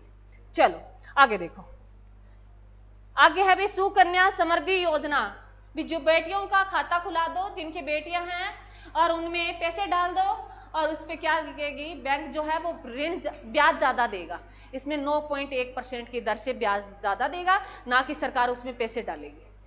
पैसे जमा कराते रहो, 1000 जो है 1000 है, 1500 है, जितना अपनी मर्जी से पैसे खाते खुला के पैसे डालो, और उसके बाद 18 साल तक जब तक वो नहीं होती तब तक उसमें पैसे इकट्ठे हो जाएंगे, और उस पर जो ब्याज दर मिलती है वो सबसे ज्यादा रखी गई थी, 9.1% रखी गई थी। यही था मेरे बच्चों, क्लियर है।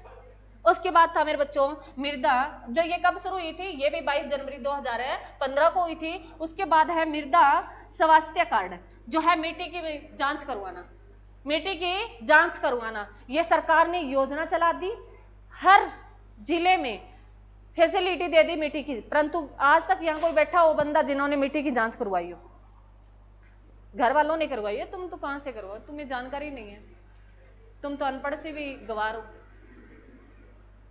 तो मृदा की क्या थी भी, मिट्टी को लेके जाओ भी, मिट्टी जो है उपजाऊपन उसका खत्म हो गया है। मिट्टी में हम फसलें तो डाल रहे हैं परंतु इतनी एक जैसी फसलें नहीं उग रही, उसमें रोग लग जाते हैं। तो वो मिट्टी का सैंपल लेके जाओ और अलग अलग, जैसे यहाँ फतेहाबाद में लगा होगा एग्रीकल्चर डिपार्टमेंट में होता है, मशीनें होती है, वो मशीनें जांच करके बताती है आपकी मिट्टी में क्या कमी है। तो ये मृदा स्वास्थ्य कार्ड है और सरकार ने बहुत सारी योजना दी, बहुत फैसिलिटी दी है, करोड़ों के रुपए आते हैं यहाँ, परंतु हम मिट्टी की जांच करवाते ही नहीं। जरूरत ही नहीं है मैडम, जरूरत पड़ जाएगी, जैसे ऐसे हालात बने रहे ना पड़ जाएगी। उसके बाद है मेरे बच्चों, ये कब आई थी? 19 फरवरी 2015 को आई थी। उसके बाद है प्रधानमंत्री कौशल विकास योजना, ये कब आई है मेरे बच्चों? 30 फरवरी 2015 को। कौशल सिखाया जाए, स्किल सिखाई जाए लोगों को, ताकि वो अपना उद्योग धंधा कर सके। जैसे पेंशन निकालना सिखा दिया, अरे सीख लेना, बहुत अच्छा काम है।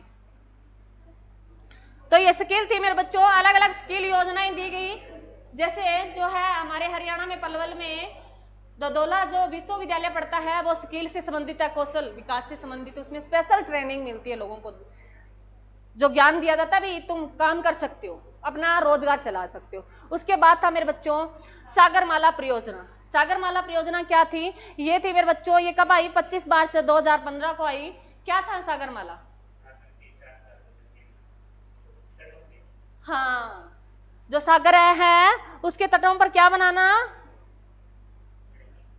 सड़कें बनाना, व्यवस्था करना भी, हर लिंक करना, एक दूसरे से जोड़ना, ताकि हम इजीली पहुंचे। क्लियर है? उसके बाद है मेरे बच्चों जननी सुरक्षा योजना। जननी सुरक्षा योजना ये आई है मेरे बच्चों 12 अप्रैल 2015 को आई। क्या थी जननी? जो गर्भवती महिलाएं हैं उनकी गर्भ के दौरान, प्रसव के दौरान डेथ ना हो जाए, उनके लिए अधिक से अधिक जो है काम करना भी, क्योंकि जो है माँ जो बच्चे को जन्म देती है तब उस टाइम पीड़ाएं होती है, तो उसको कम करना ताकि माँ की डेथ ना हो, उसको सुरक्षा देना, वो योजना लाई गई थी। वो कब लाई गई थी? ये 12 अप्रैल 2015 को लाई गई थी। उसके बाद है मेरे बच्चों उजाला करना, जो 1 मई 2015 को आई। उजाला भी कैसा ही हो सकता है, तुम्हारी लाइफ में जब नौकरी मिल जाएगी उजाला हो जाएगा, और जब उजाला मिल गई तो उसी के लिए जरूरत है, उजाला ही चाहिए, है ना? तो उजाला किससे संबंधित थी मेरे बच्चों? बताओ रे, बिजली से थी क्या? चलो आगे देखो, प्रधानमंत्री जीवन ज्योति बीमा योजना। क्या थी? प्रधानमंत्री जीवन ज्योति बीमा योजना जो थी कब आई मेरे बच्चों? ये 9 मई 2015 को आई। उसके बाद है प्रधानमंत्री सुरक्षा बीमा योजना। तो जीवन के लिए ज्योति, उसके लिए बीमा कर देना, ज्योति के लिए बीमा करना, ताकि वो हम चले जाएं तो वो आराम से खा सकें। यही है? यही नहीं है मेरे बच्चों। सुरक्षा क्या है? अगर हम साधन सही नहीं चला रहे हैं, अरे साधन सही नहीं चला रहे हैं अपनी मर्जी से, कुछ होते हैं मेरे बच्चों, किस्मत का कहर होता है, मान लो लक फैक्टर ऐसा होता है, हो जाते हैं। मैं ये नहीं कहती जानबूझकर एक्सीडेंट होते हैं, कई बार हो जाते हैं। तो ये क्या था? सुरक्षा के लिए अपना बीमा बना लो, ताकि घर के जो अन्य मेंबर हैं उनको सुविधाएं मिल जाए। क्लियर है? अरे ड्राइवर होता है, उसको स्पेशल चाहिए, बीमा होना चाहिए, कोई भी हो, सभी का ही होना चाहिए। मैं वैसे कोई ऐड नहीं कर रही, मेरे को नहीं पता कितना अच्छा है कितना बुरा है। आगे देखो, अटल पेंशन योजना जो 9 मई 2015 को आई। अटल पेंशन है जो है ये 9 मई 2015 को आई। उसके बाद अब मोस्ट इंपॉर्टेंट है स्मार्ट सिटी योजना। स्मार्ट सिटी योजना क्या थी मेरे बच्चों? ये आई थी, कब आई थी मेरे बच्चों? 25 जून 2015 को आई। स्मार्ट सिटी बनाना मतलब उस शहर से बाहर हमें कोई चीज की जाने की जरूरत नहीं है, उस शहर के अंदर ही सारी चीजें मिलेगी। एक तो जैसे सिंधु सभ्यता की बात करें, उस जैसा शहर बसा जाए, गलियां उस जैसी हो, पानी की निकासी उस जैसी हो, बिजली का प्रबंध हो, मॉल हो, स्कूल हो, ये सारी व्यवस्था दी जाए, स्मार्ट सिटी बनाया जाए। क्लियर है? जैसे गुरुग्राम इस पे सबसे ज्यादा काम कर रहा है। उसके बाद है मेरे बच्चों डिजिटल इंडिया। इसकी तो तुम्हें कोई कमी नहीं है, तुम एक्स्ट्रा में जानते हो, है ना? परंतु तुम कितना जानते हो? रील को सर्कल करना जानते हो। बस ये उंगली बड़ी खतरनाक है हमारी, सर्कल करना जानती है रील। तुम्हें कोई भी लेके आ रहे हो मेरे बच्चों, सुनो रे, तुम कोई भी फोन लेके आ रहे हो तो उसमें अच्छी चीजें बहुत आती है मेरे बच्चों। एक थोड़ा सा चैट जीपीटी का कई बच्चे बातें बहुत करते हैं चैट जीपीटी से, तो तुम्हें बातें करने की जरूरत नहीं है, फोन बंद कर दिया करो, स्विच ऑफ। गांव में बूढ़े बुजुर्ग हमारे गांव में तो अभी भी मिल जाते हैं, उनके पास बैठ लिया करो। हमारी चैट जीपीटी वही है, माँ है उसके पास बैठ जाया करो,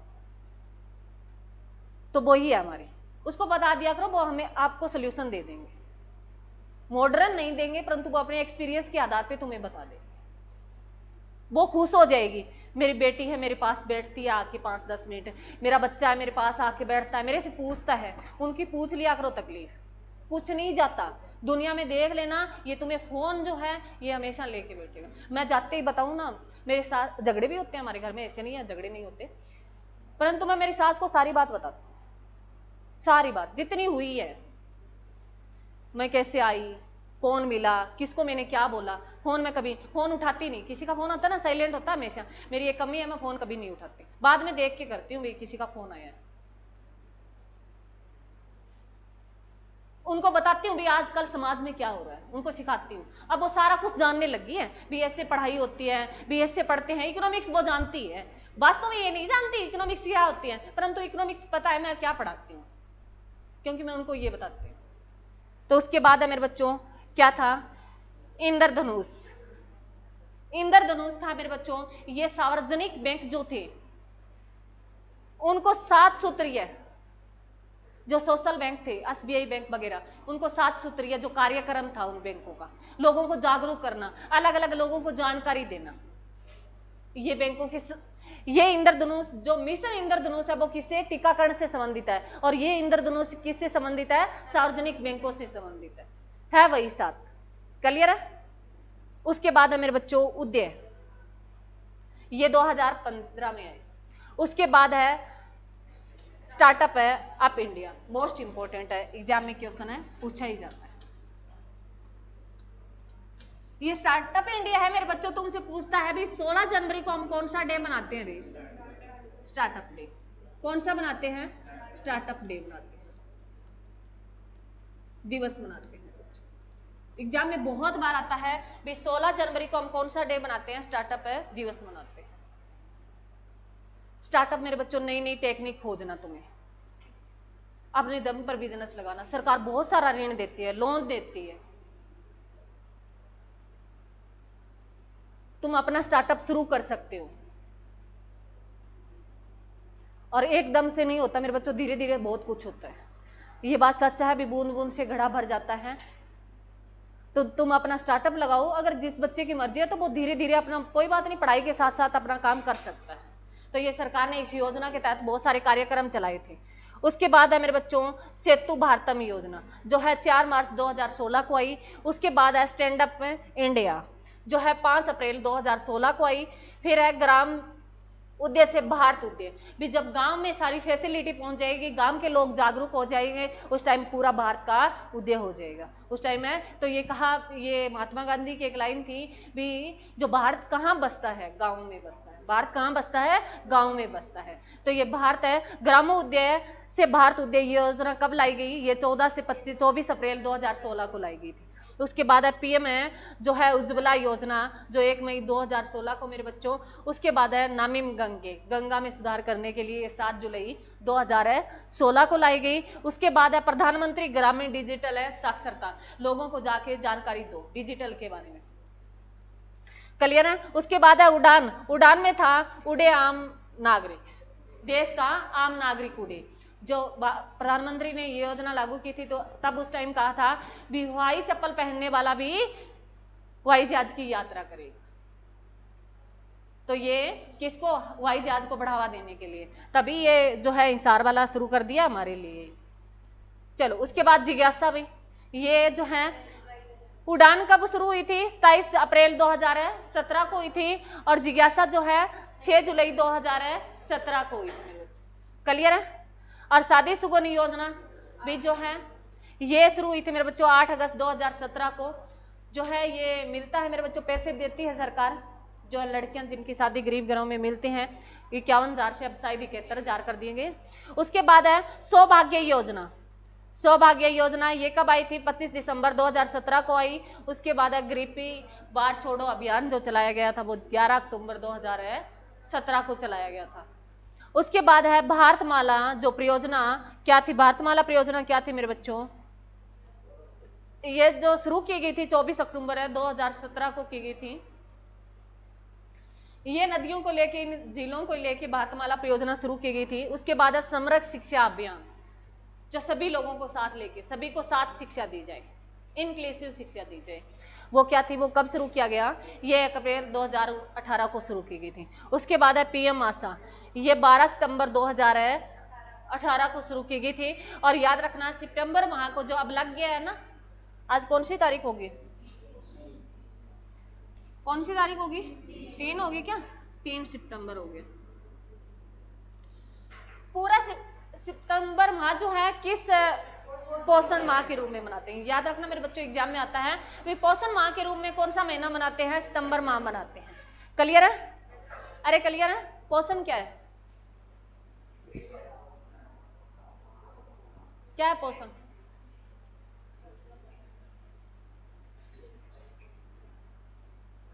पता तो है मैडम, एक्सप्लेन नहीं आता। उसके बाद जो है पोषण का कौन से आर्टिकल में जिक्र है, कौन से में, 47, वेरी गुड मेरे बच्चों, किसमें जिक्र है मेरे बच्चों, ये याद रखना, बहुत बार एग्जाम में पूछा गया है। पोषण का जो जिक्र है, अरे गांव में आंगनवाड़ी केंद्र क्या करता है, पोषण के बारे में करता है मैडम काम। तो इसका आर्टिकल है मेरे बच्चों 47 आर्टिकल। जो छोटे बच्चे होते हैं 5 साल तक, उनमें पोषण के शिकार सबसे ज्यादा होते हैं। वो बड़े भी हो सकते हैं, परंतु छोटे 5 साल तक सबसे ज्यादा शिकार होते हैं पोषण के, जिसमें कमी हो कोई चीज की। तो अभी देखा होगा किट बांट रहे हैं, गर्भवती महिलाएं जो हैं, जो आंगनबाड़ी के अंदर क्या करता है, अभी आए हैं चॉकलेट वगैरह दी गई आंगनबाड़ियों, वो आशा वर्कर बैठी बैठी खा रही है वहां, क्योंकि महिलाएं जाती नहीं, वो खा लेती है, घर वालों के लिए आते हैं। हमारा देश का तंत्र इतना खराब है, स्कूलों में इतना पैसा आता है, योगा डे पे आया बच्चों के लिए खाने के लिए, सरकारी स्कूल के मास्टर अपने बैग भर के लेके जा रहे हैं, उनको पार्ले जी खिला दिया सभी को लाके। अब ऐसे ही है, जो हमारे आंगनबाड़ी केंद्र है वहां पैसे आए, जो ये महिलाएं होती हैं उनके लिए इतना वो आया व्यवस्था, पोषण मतलब पूरा उसकी किट आती है, पहुंचते नहीं। पहली बात तो महिला खुद जाने की कोशिश नहीं करती, अपनी सास को भेज देगी, किसी और को भेजती, वो देते नहीं, वो अपने घर लेके जाते। तो ये सुनने में आया है भी जो आशा वर्कर अब क्या करती है, बैठ के जो चॉकलेट ही खाती है, और महिलाओं के ये सभी ने कहा भी बच्चों का खाना वो खा लेती हैं, आंगनबाड़ी में बनता है वो खाना अपने घर ले जाते, पशुओं को खिला देते हैं, वो अपनी जो है जो पहुंच ही जाते हैं कई बार। वैसे तो चावल वगैरह एक दिन के इकट्ठे ही डाल के दे देगी, किलो 2 किलो, वो फिर हम जाते नहीं कुछ दिन, तो दिल्ली का जाना होता है। हमारी सरकार इतना पैसा वेस्ट कर रही है उस पर, अब कहते हैं इसमें एनटीटी लेके आएंगे। अरे सरकारी स्कूलों में तो वैसे टीचर फ्री बैठे हैं, तो वहाँ व्यवस्था करा दो बच्चों की, और एनटीटी लेके आएंगे, अब आंगनबाड़ियों में देंगे, वो वैसे ही फ्री बैठी है वहाँ, पहले महिला लगी है, 3 महिला होती है एक आंगनबाड़ी में। चलो उसके बाद है मेरे बच्चों क्या है, हाँ पीएम कर्मयोगी मानधन योजना, ये आई थी मेरे बच्चों 30 मई 2019 को आई। कहां से शुरू हुई, रांची से। उसके बाद है मेरे बच्चों अटल भूजल योजना, ये आई थी 25 दिसंबर 2019 को आई थी, जो है भी भूजल को, इसके लिए बहुत अच्छा है, ये अच्छा भी वास्तव में बहुत सरकार काम किया है, परंतु पंजाब वालों ने नहीं किया। तो पंजाब के हालात वो देख ही रहे हैं, जैसे कर्म होते हैं ना वैसे कर्म हमें भोगने पड़ते हैं। उनको बोला गया भी आप चावल लगाना बंद कर दो, भूज जल स्तर है वो इतना गिर गया है, उनको पैसे दिए गए, सरकार बहुत सारा पैसा देती है, अगर तुम्हें लगाना है तो पानी मत लगाओ तुम, भाई जो किले में पहले पानी का भरना होता है ना किला, फिर चावल लगाए जाते हैं, तो वो पानी का भरो नहीं, सूखी जैसे कनक की बुआई करते हैं वैसे करके पानी डाल दो, नहीं। वो कहते हैं हमारे पास 5 नदियों का मेल है, हम में किस चीज की कमी है, फिर अब क्यों कह रहे हैं, हरियाणा को कह रहा है पानी ले ले, और जब असवाई हल को लेके होता है तब कहते हैं हम पानी नहीं देंगे, पीछे ही बहुत सारा मुद्दा छिड़ा हुआ था, अब पानी फ्री का ही है, कितना ही ले लो, फिर भी हम कह रहे हैं चलो हम पंजाब की हेल्प करते हैं। ये लोगों की मानसिक स्थिति ना, इंसान की सोच ही इंसान को हमेशा दबोती है, लेके बैठ जाती है, ये कहानी सच है, कोई शंका नहीं है। पंजाब की अर्थव्यवस्था और हरियाणा की तुम देखना, वहां कौन सी है, आम जनता पार्टी है, यहाँ बीजेपी है। मैं ये नहीं कहती सरकार का मैं प्रमोशन नहीं करती, परंतु वहां ऐसे काम किए गए उनका क्या था, आम जनता पार्टी की सरकार पूरे देश में थी, कांग्रेस और बीजेपी दो ही चलती है।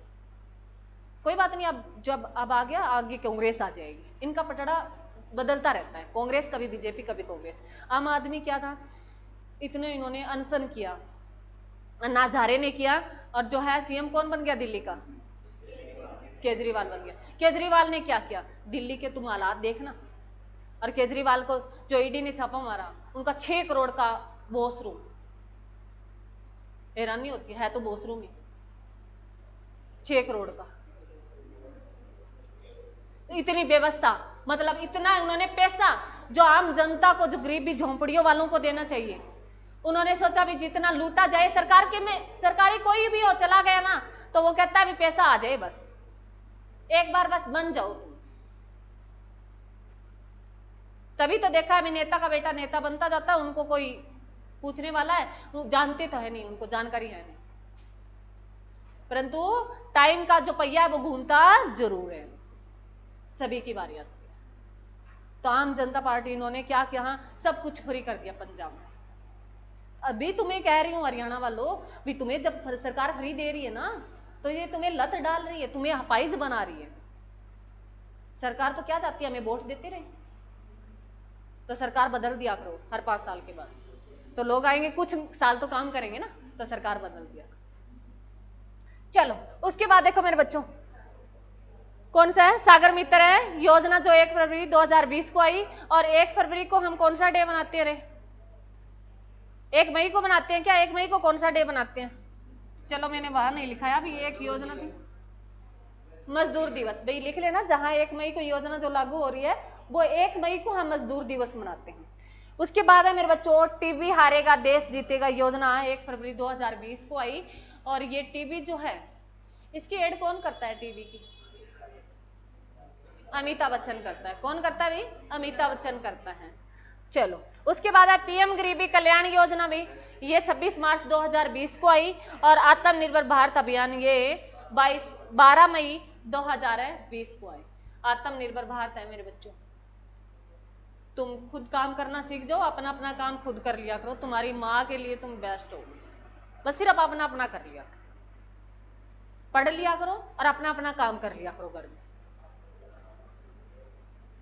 अब लड़के कहेंगे कपड़े माई धोती है जी, हम नहीं धोएंगे, कोई जरूरत नहीं है, तुम धो लिया करो, कोई बड़ी बात नहीं है, तो माँ का बर्डन कम हो जाएगा, माँ के रोग कम लगेंगे, वो परेशान कम होगी। और तुम्हें पता है आजकल मेंटली स्थिति लगभग लोगों की कमजोर हो गई है, तो सबसे ज्यादा हमारे जो केस मिल रहे हैं दिमाग वालों के, और सबसे ज्यादा इशू ये डायबिटीज, टीबी, ये रोग किससे खड़े होते हैं, चिंताओं से।